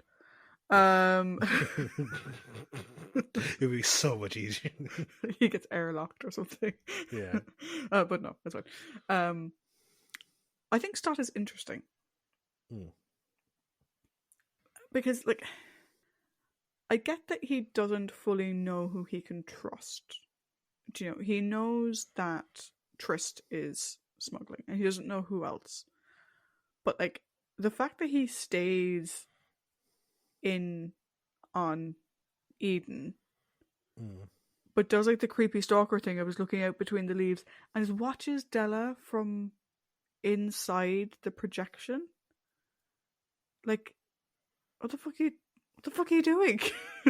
And the fact that like he was hiding out in the projection. I know he was saying that he was trying to find the source of the Vraxoan or whatever, but like when he finally revealed himself, I was so fucking confused. Because I was like, okay, Stott didn't die. He was trapped in the thing. I was like, okay, that bit I understood. But the fact that Stott was also the guy who shot the doctor and took the Vraxoan, and he was also the guy who attacked the doctor again and was running through the passenger compartments. I'm like, what's your plan, my dude? Like, what are you doing? My plan is to be everywhere all at once. On the other side of that, though, like I think that was just weirdly written, like creating suspense, and then the character you thought was evil is actually the nice guy. I think it was just badly written. I do like though how, unlike Fisk, he actually takes the time to listen to the Doctor and Romana before assuming the worst of them, and then he works collaboratively with them for the rest of the story. Does that mean I forgive him for not letting Della know he was alive? No.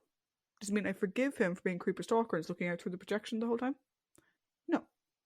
But given his job, and again, he maybe would have been concerned that Della was part of the smuggling operation. If not before his quote-unquote death, then maybe she got involved afterwards.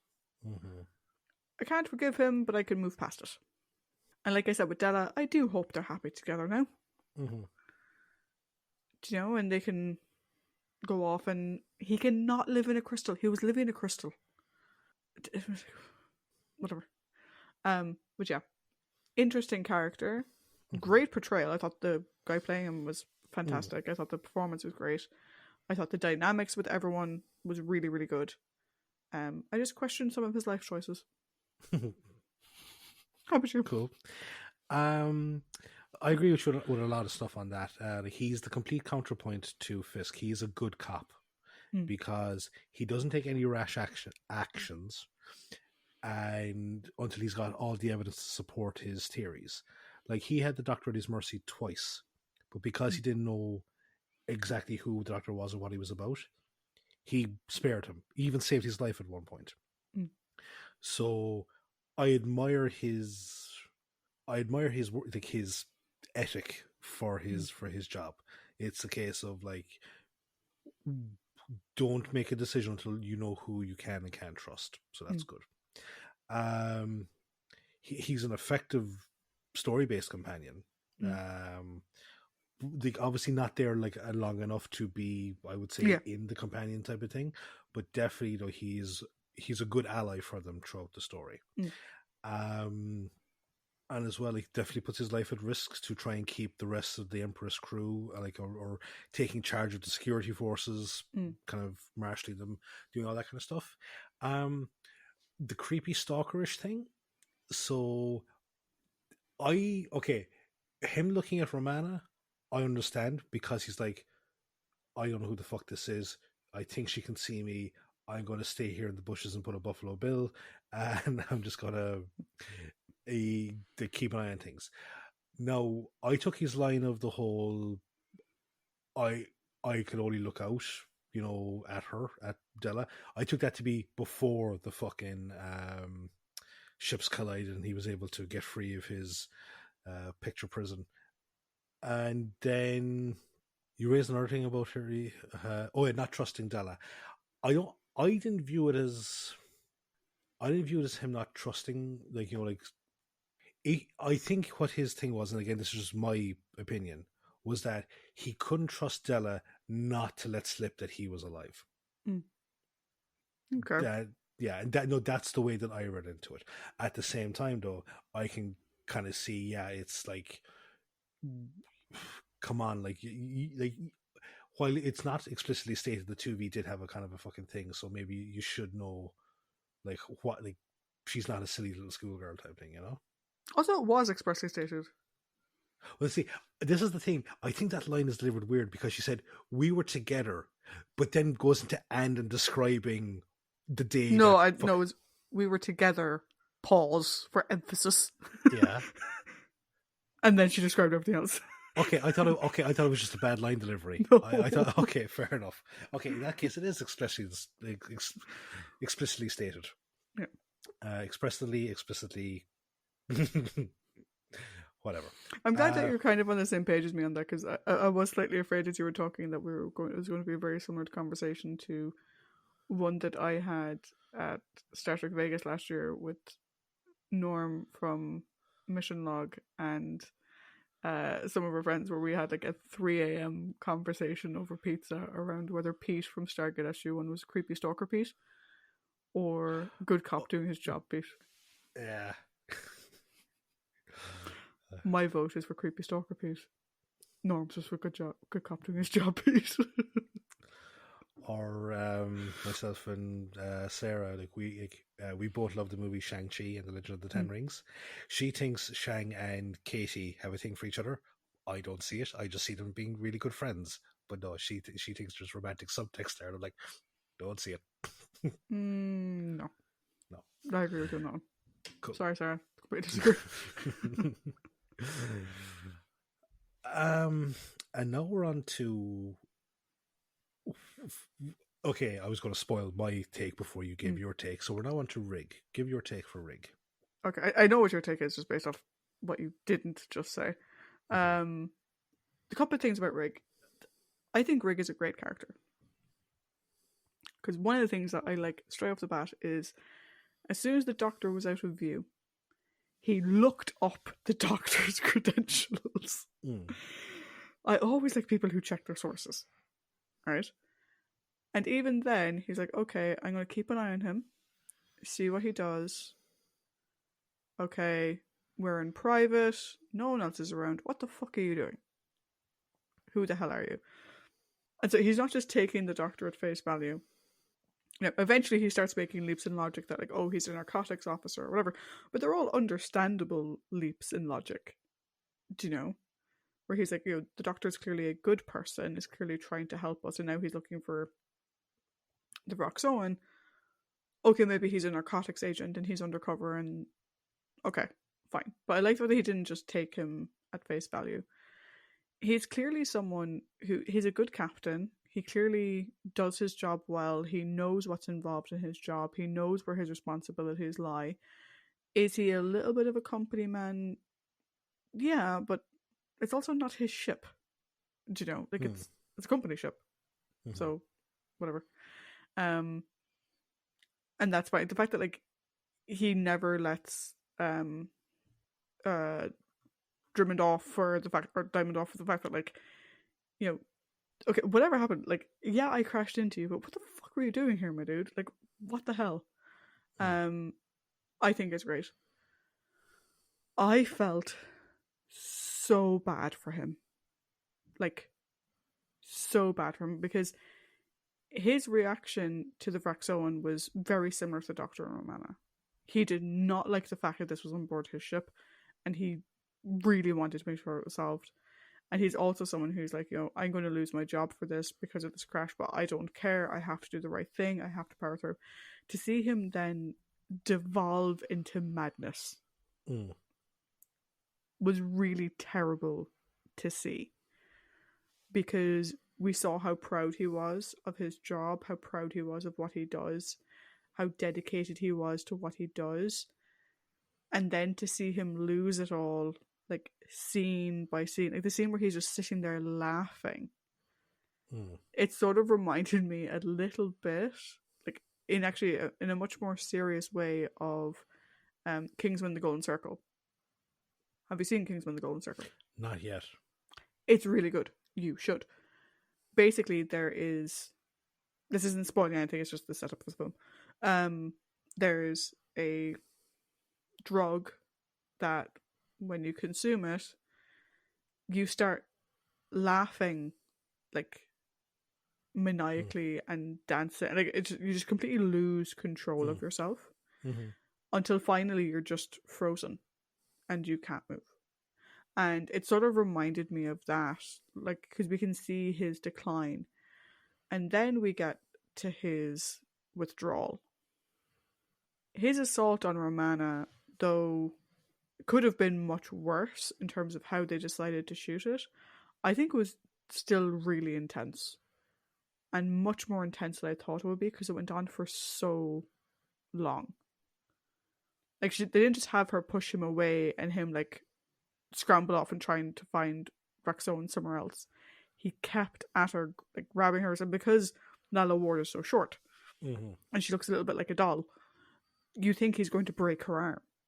Do you know? Or, like, did he hit her across the face? No, did he nearly hit her across the face? I think he aimed to hit her across the face. But, like, it's very intense, and my brain is blanking. What happened to him at the end? Fisk shot him. But did he shoot him dead, or did he? No, shot him dead.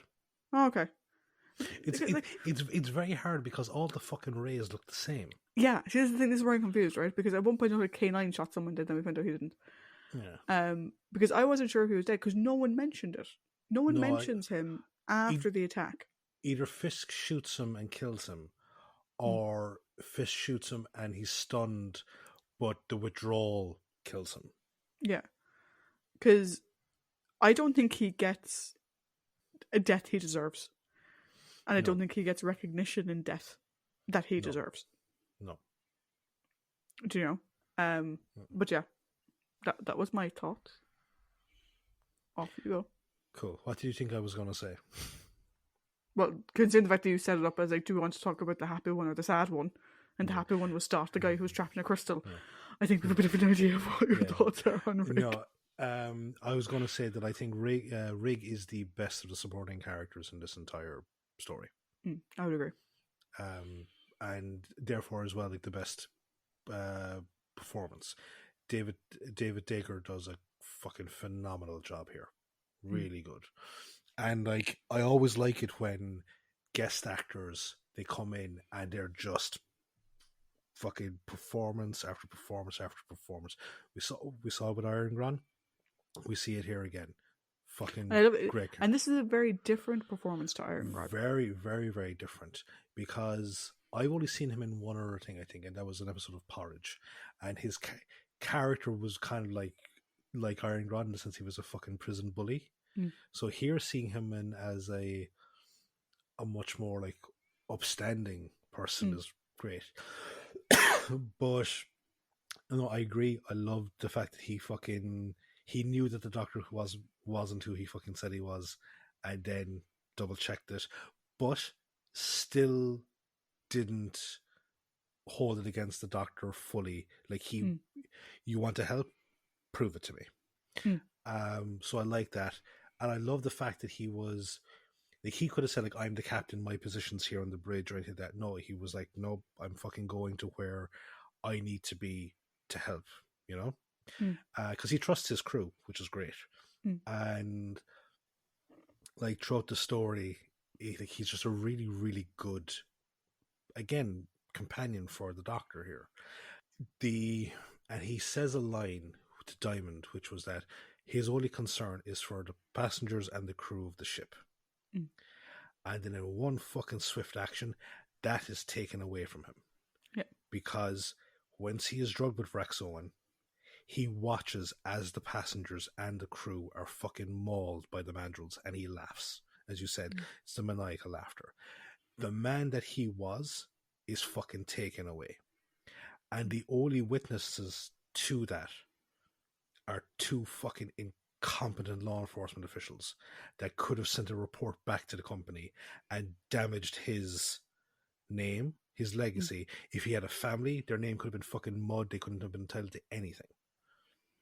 And that's, his death is fucking sad.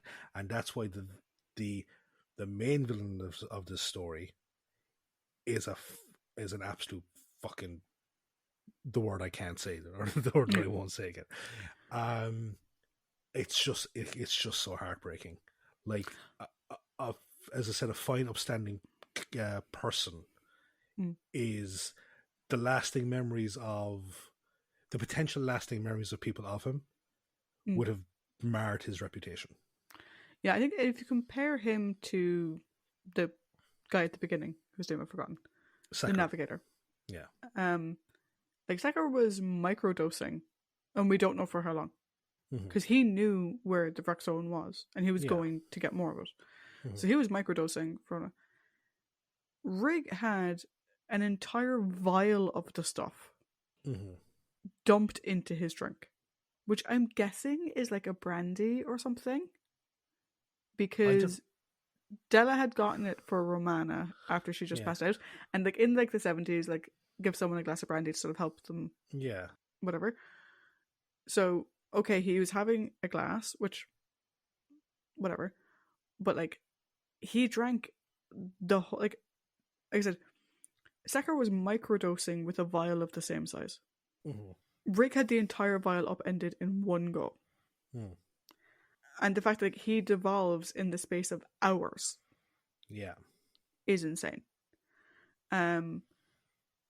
The whole idea of, like, him laughing off Costa, yeah. Like, I would have loved to have seen episode 1 Rig go toe to toe with Fisk in defense of the Doctor. Because he wouldn't have let it fly. He wouldn't have let Fisk railroad the Doctor. Because that's just who Rig was. Do you know? And the other said component is that when the person, like, when Trist is accosted by Della about his death, he was like, "That's unfortunate." And it's like, it just like, and I think this is again this is a point of credit to Bob's writing. Mm. He wrote a very good character, and the impact of his death is fucking well done. Yeah, it's a really good point in favor of this story. yeah. It's actually the one thing that, like, you know, with the Doctor and Romana, I think that's kind of where I was like, but like, was he dead because he was shot, or was he dead because I wasn't clear what I knew he wasn't there, but I didn't know what I couldn't recall the status.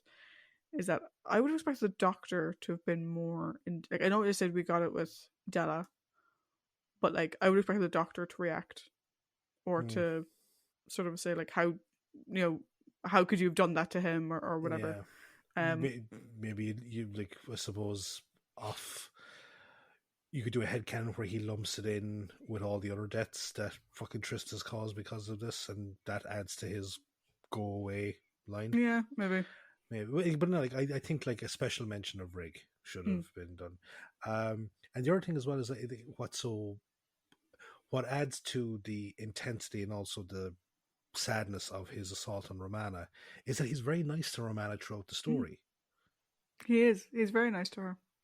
Yeah, despite the fact that he fucking stole her drink, but like he is very nice to her. Like, he never once is like kind of like he actually just calls her Romana. He never calls her girl or woman or anything like that. That just fucking sucks. Like, yeah. Damn you, Bob. Shall we talk villains? Yeah. So we have Diamond and Trist, and I think we can agree that Trist is probably the main fucking villain in this story. Diamond, for me, he was mostly just there. He was there. He was a thorn in the side, to be sure, and obviously we know by connotation of Rex Owen that he was a deplorable person. Yeah.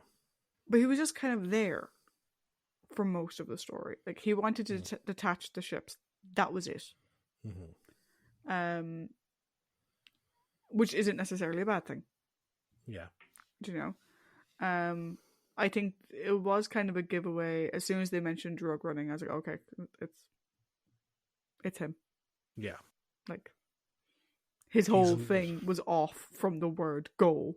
Why the fuck was he in restricted space? Immediately sus. But I think, like, and it's hard to say, like, oh, he was less of a bad guy than Trist.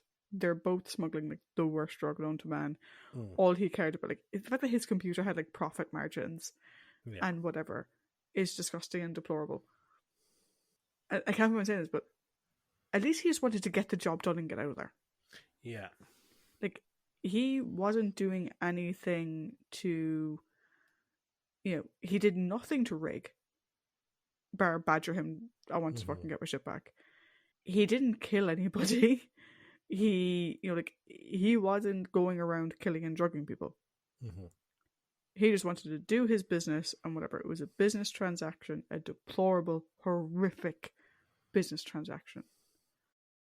But that was it. When we get to Tristan in a second, he's fucking different. But for Diamond, yeah, he's a bad guy. Yeah, he's a villain of the piece and whatever. But other than what the connotation of what he was doing was, he was just there. How would you? Yeah, no, he's just there exclusively to fill out the role of surly prick in the corner. He's the least fleshed out. I think, yeah, he's the least fleshed out character of the whole fucking thing. Like, you know, and like, we're kind of like, as you said, like, yeah, by just virtue of the fact that he's running Rexo, and we know that he's a scumbag, and he makes no pretensions about the fact that he isn't anything other than a fucking drug runner, you know? Like, there's no sort of like, you know, but I was only doing it for the kids or any of that kind of shit. I don't know why I put on my fucking culty accent there. But yeah, no, it's just like, he's there to take he's there to take the eyes off of. I don't even think he's just there to kind of go, okay, someone else here is involved in this. I wonder who it could be. And that he's just there to fucking lodge the seeds of suspicion for other people on the ship. That's all. And to be honest, it could have just as easily been done without him, because he could have died in the fusion, and it's like, what was the ship doing here? Why is all this CET equipment on the ship? They could have done it a lot more mysteriously, and we would have been saved valuable fucking time for this guy. And we would have had a bit more sense of mystery. No, I'm not saying that this thing is absent of mystery, because it's not. Because you are trying to figure out who's the guy running around the fucking lycra, silver lycra jumpsuit, and who the potential other smuggler is. So, like, but just having him there, it's like, okay, we automatically know someone else on the ship is involved somehow. Fair enough. It's like in, was it like halfway through episode 3 of Robots of Death? It's like, oh yeah, we know it's this fucker. Yeah. Cool. So, we're now on to Trist, who's fucking. Yeah, you go first. So we have a rule, right? Yeah. Paddy and I have no issue with swearing. Yes. It's why this show has an explicit rating, wherever you find your podcast. We gave up after the first episode. We did, yeah. Right. It's just who we are naturally, right? But we made an agreement that there's one word that you and I don't particularly have an issue with. Yeah. But a lot of other people do. Yeah. And I accidentally said it. I can't remember what story it was. You're going to have to go back and find out, people. But I said it. Trist is a... Yeah, Trist is one of them. Rhymes with bunt. Mm-hmm. What makes him so bunty is he's one of those people who's like, I'm just providing a service. It's not my fault that people choose to use it and ruin their lives and end up dying. I'm just providing a service. Go fuck yourself, Trist. You self-titled gobshite. Right?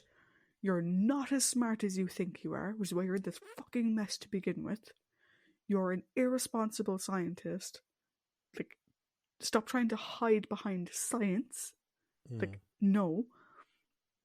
You're a would-be murderer in the sense that you thought you killed fucking Stott. Never mind, you didn't, but you thought you did. No. You are the worst type of individual. Because not only do you have all of that, but bearing in mind, had he not drugged Rick, the story would probably played out very, very similar. And he actually probably would have gotten away with it. Except he panicked, drugged Rig, thinking he was drugging Romana. And that's the key thing. He wasn't putting that in there for Rig. He was putting it in it for Romana to set up. I'm like, had you just done nothing, you probably would have gotten away scot-free. Had you done nothing. But no, I'm not even just going to give someone a little dose. I'm going to macrodose somebody. So, and whatever. And then even though I know what's going on, I know Rig is losing his fucking mind and whatever. No, I'm going to continue doing this. I'm going to try and throw my assistant, whomever, under a bus. I'm going to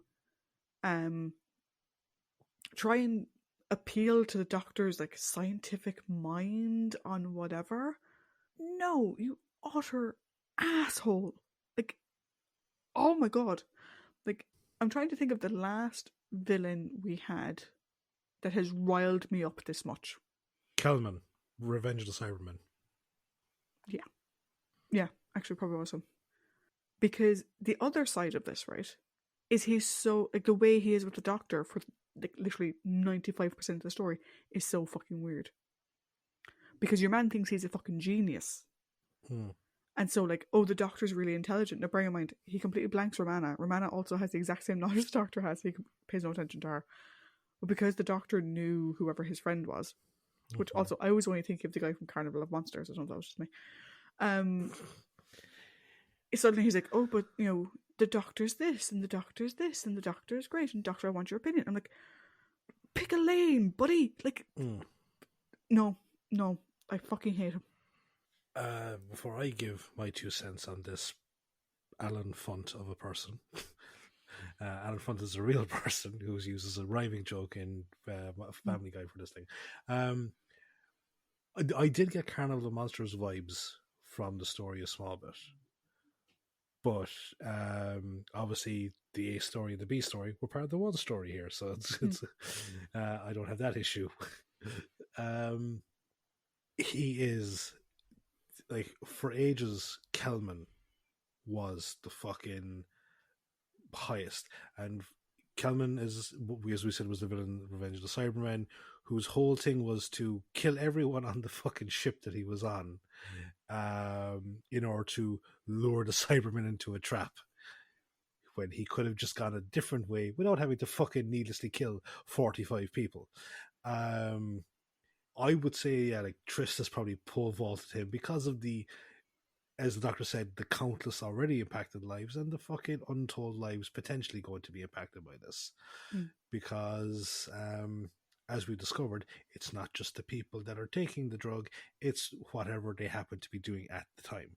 So imagine a fucking interstellar pilot who's on Fraxoan that decides to go, do you know what? I like the sun. I want to get a suntan, and drives the fucking thing into the sun.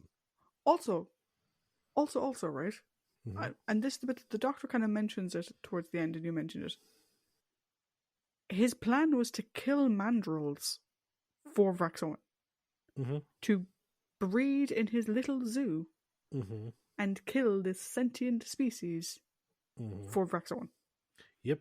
Which I don't think gets given enough fucking emphasis in the story. That's what he was doing. Because this is the thing now, right? Is that he said kind of early on, and I suppose I accidentally left it out because it's his driving point is he was getting government funding to a certain point, and then the government funding stopped. That's why he turned to Vraxoan dealing to fund his conservation efforts. It's not even an altruistic fucking reason. He wants his name to be associated with the most advanced form of fucking electronic zoo, imagine, under the guise of conservation, but he wants his name above in lights. He wants to have the big fucking statue built for him. And in order to do this whole conservation thing, he's breeding, like, it's fucking whatever we want to say about breeding cattle, it's fucking worse, because this is breeding them to have a drug that has a 100% lethality rate. Like, this thing will fucking, like, there's no cold turkey from this. You die from it, you know? Yeah. And then it's just like this fucking, as you said, like, it's the whole, like, I'm not forcing it on them. They're taking it themselves. And it's like, that fucking indifference. Jesus Christ, even when Oppenheimer created the fucking nuclear bomb, he said, I am become debt. He acknowledged what he did. You fucking Jesus Christ. You're nearly worse than every fucking war criminal combined. No, he is, like, he's just a fucking detestable, who puts on this fucking, like, facade of, like, it's like, he doesn't see himself as the villain. Like, he doesn't see himself as a bad person. Christ, even Kelman fucking said, yeah, I'm doing this for money, And he realized that, yeah, like, I'm an asshole. Trish doesn't see himself in any negative light. Like, Trish can get into the bottom of that fucking hole and let no sunlight emerge, like, see him for eternity. I think they should have kept him in the crystal. Keep him in the crystal forever. Just trapped in that fucking control room. Yeah. Don't let him out. Fucking keep him in forever. Because that... I'll get something overall. But... Yeah. Yeah. Yeah, so he's the gold medalist in the bunting games. Yeah. Also, I remember who I actually said the word about.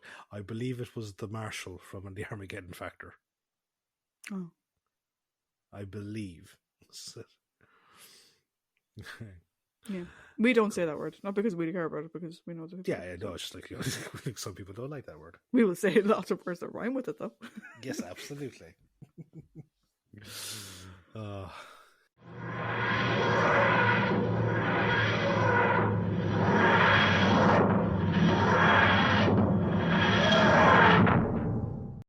So let's get this punting thing finished. We've now reached the overall section of the podcast where myself and Trish each give a score out of 5 for the story. So, Trish, your final thoughts and score on The Nightmare of Eden. Oh, another amazing concept story. But like a lot of Bob stuff. Oh, Bob, what were you smoking? It kind of went off in weird directions, right? Like for me, okay. Positives first, right? Positives first. Rig, freaking amazing. Stott, great character. Della, fabulous. Della and Romana together, great. K9 having things to do, very good. The Doctor being on A game, very good. Romana in her connection with Della, very good. Trist as someone who is the absolute worst. Well done. You made me hate him. Yeah. Good job, Bob. Whatever, right? Diamond, Bisk, not so much, and the other guy that we didn't even bother mentioning. Yeah. Oh, that was good. The concept was great. I think the idea of the mandrills was also really good. We didn't talk about them as a villain because they're kind of they're a smokescreen. They're yeah. But I liked their design, and I thought they were really interesting. I like how they're meant to operate by sound. Really interesting, and like that's pure Bob. Like something fucking completely random. You know, really, really good. There were a number of things though that for me didn't quite add up in the end. Why did some people wear spacesuits, like the Navy hoodies and whatever, and other people didn't? What the fuck's the point in that? Why wasn't Stott trying to kill the mandrills that had escaped Eden? Like, I know he does towards the end, but like... Yeah, because he wouldn't know anything about them. To him, they would just be wild beasts. Yeah. Like, he didn't know, like... Yeah.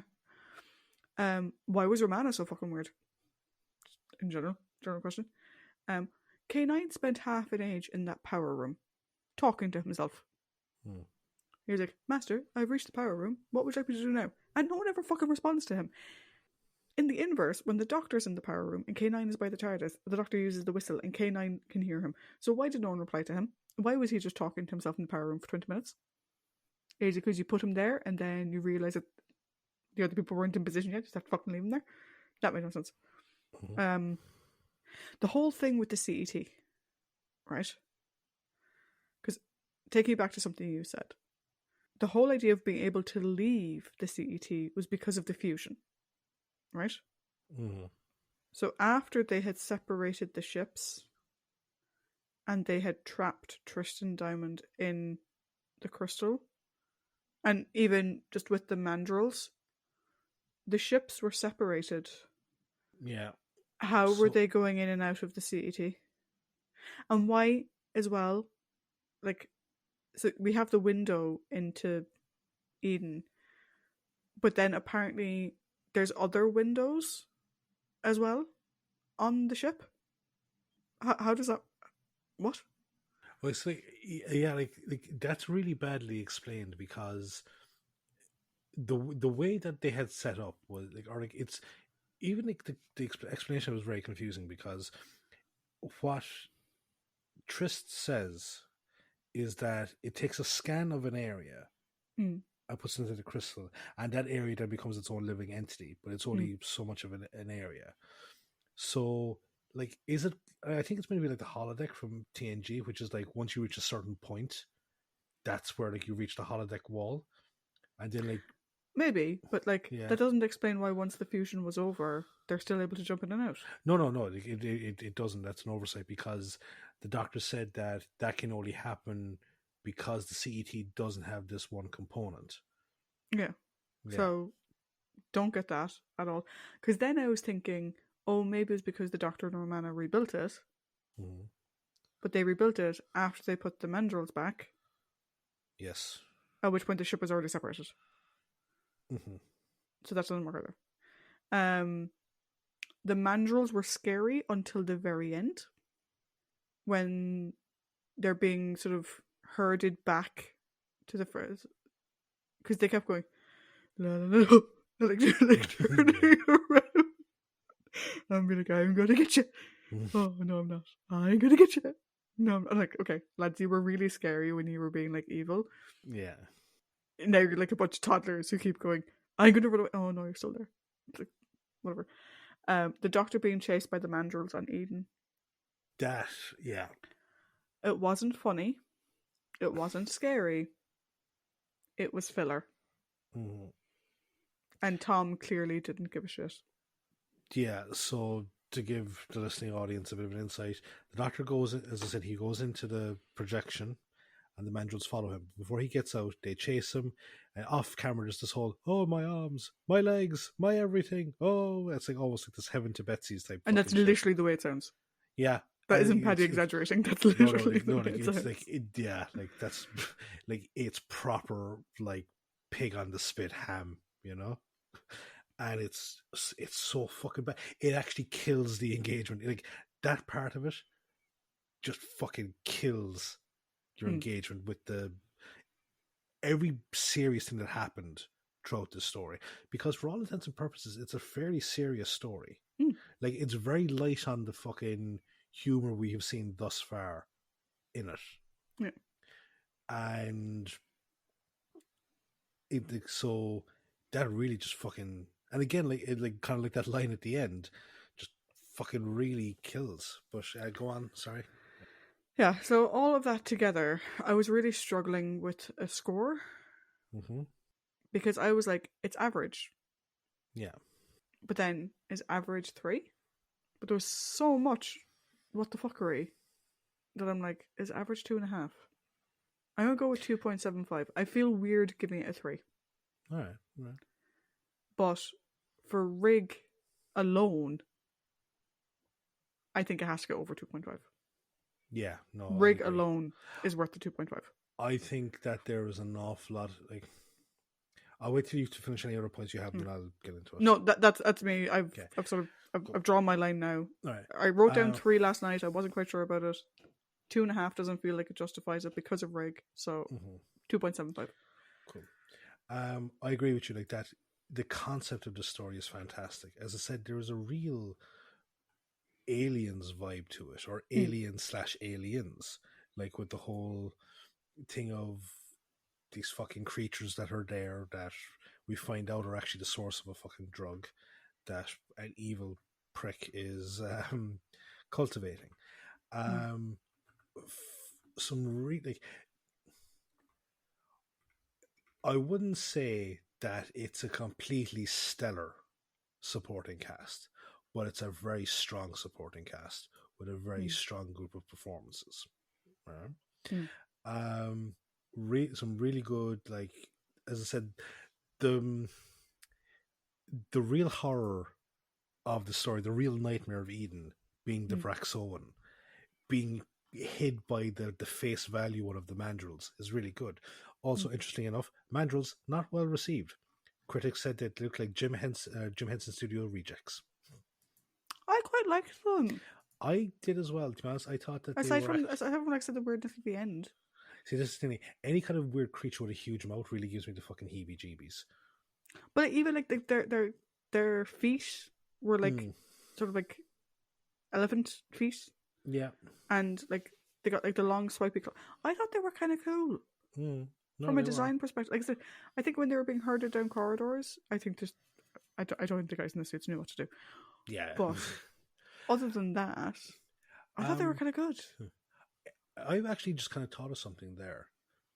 I think all the weaponry used by the company people, so this would be like Fisk and his security crew, and also the security crew, I think they're non-lethal weapons.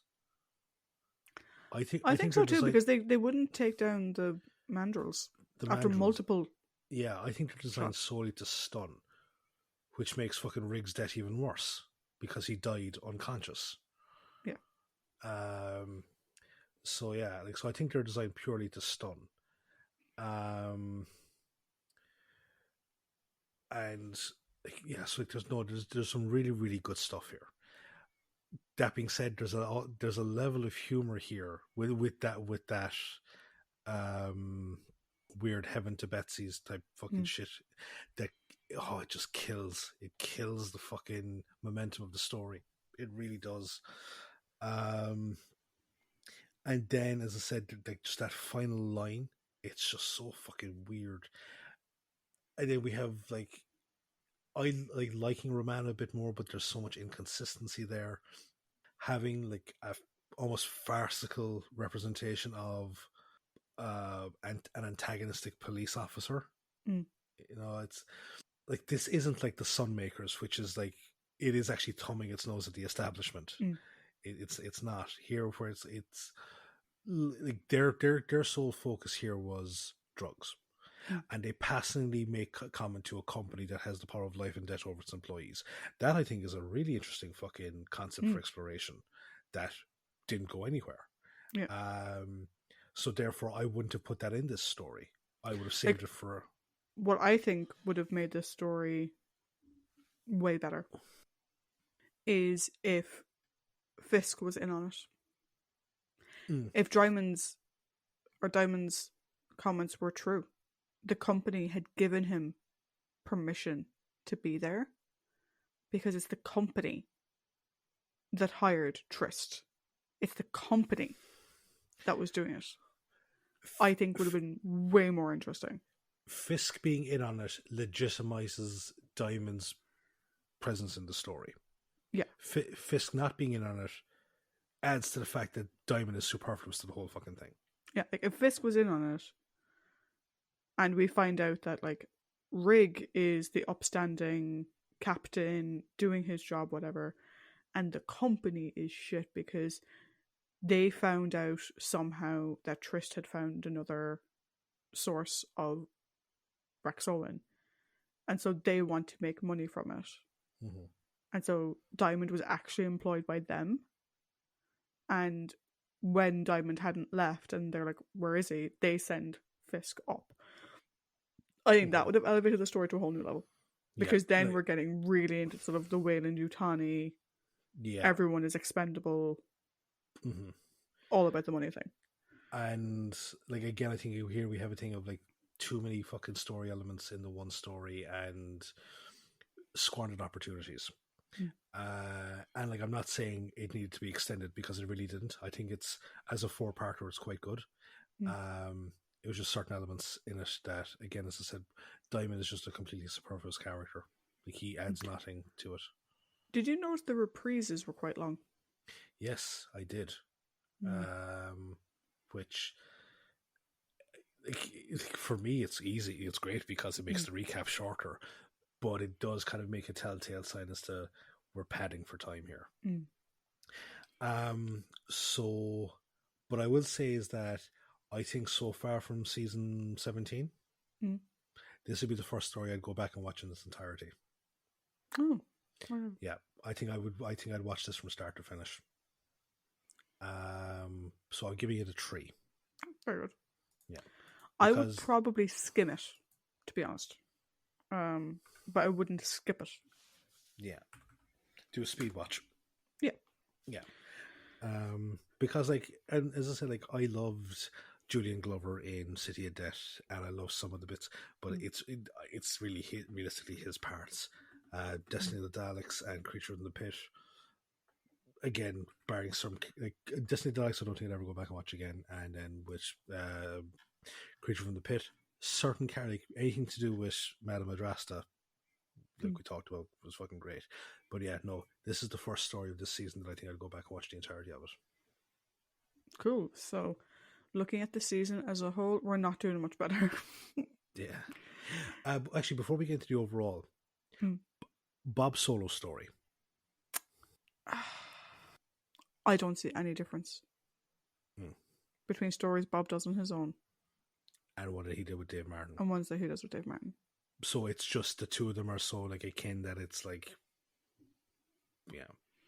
I think I mean, we've liked some of their stories. We Three really have. Doctors, brilliant.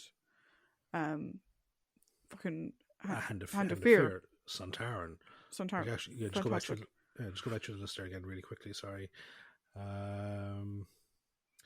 So we had Claws of Axos, weren't really big fans of that. No. Mutants, did not like. Three Doctors, Sontaran Experiment, Hand of Fear. So Invisible Enemy, we were a little bit iffy on because split of on. because of how they wrote fucking Leela. Underworld and Armageddon. Fact, like, this is the thing, is that, like, if you take a look at it, Three Doctors, Sontaran Experiment, and Hand of Fear, they have two of the most renowned producers helming those stories. Yeah. Mutants, Claws of Axos, yeah, okay, Grant is. And two of the most renowned script editors as well. Yeah. I know Claws of Axos and the Mutants, like, fuck it. You know, we didn't say those errors are 100% fucking bulletproof.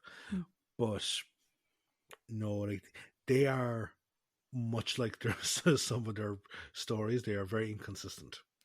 I will say, though, right, the concept behind their stories, yes, is always fucking brilliant. They really do fucking come up with some really good stories. Like, I think the problem is the two of them are just around so much fucking LSD that they don't.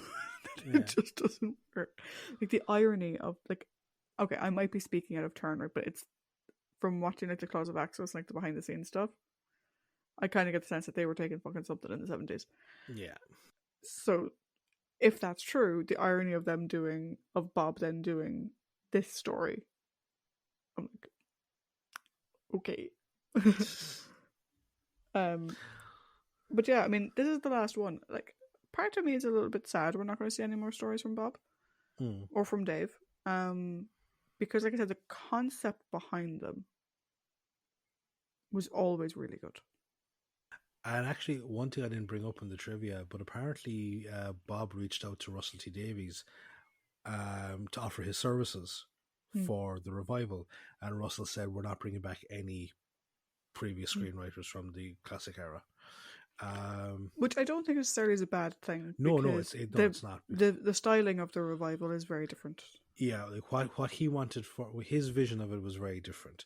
Yeah. Respectful of what had come before, but wanted to make its own thing. Yeah. But anyway, back to the episode ratings. Yeah. So for the season, you are on a 2.25. And I am on a 2.13. This season is not doing well. It is currently, scrolling back up the list, it is currently our lowest performing season. Yeah, on average, it is the lowest performing. Because it just can't seem to get consistently above that 3. Why are you filling in numbers? I'm just checking something. No, I wanted to see what it would take for the season to crack it at 3, and the next two stories would have to be 4.5s. For you to crack a 3, for me, you would need 5s. Yeah, like if I gave 4.5s, 4.75 maybe. So, yeah, I need to give 4.75s in order for it to crack a 3.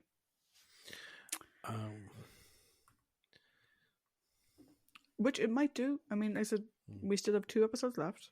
So next week is The Horns of Nimon, which was technically the last story aired of the season. But because Shada is included in the Blu-ray set and is now sort of like we have it to watch, we're also doing Shada as the official last story of the season. So we'll see. I would say things can only go up, but that's not true. So, but again, as we've kind of said before, not again we've been said here, not everyone's going to agree with us. So, like, as always, we'd love to hear your thoughts on this story and any other stories from this season. Yeah, I do know that our friend Earl, when we put up City of Death, he's like, "Oh, this is like one of my favorite stories." I was like, "Oh no!" And we never spoke to him again. But we'll see. Other than that, though, bye. Bye. Bye.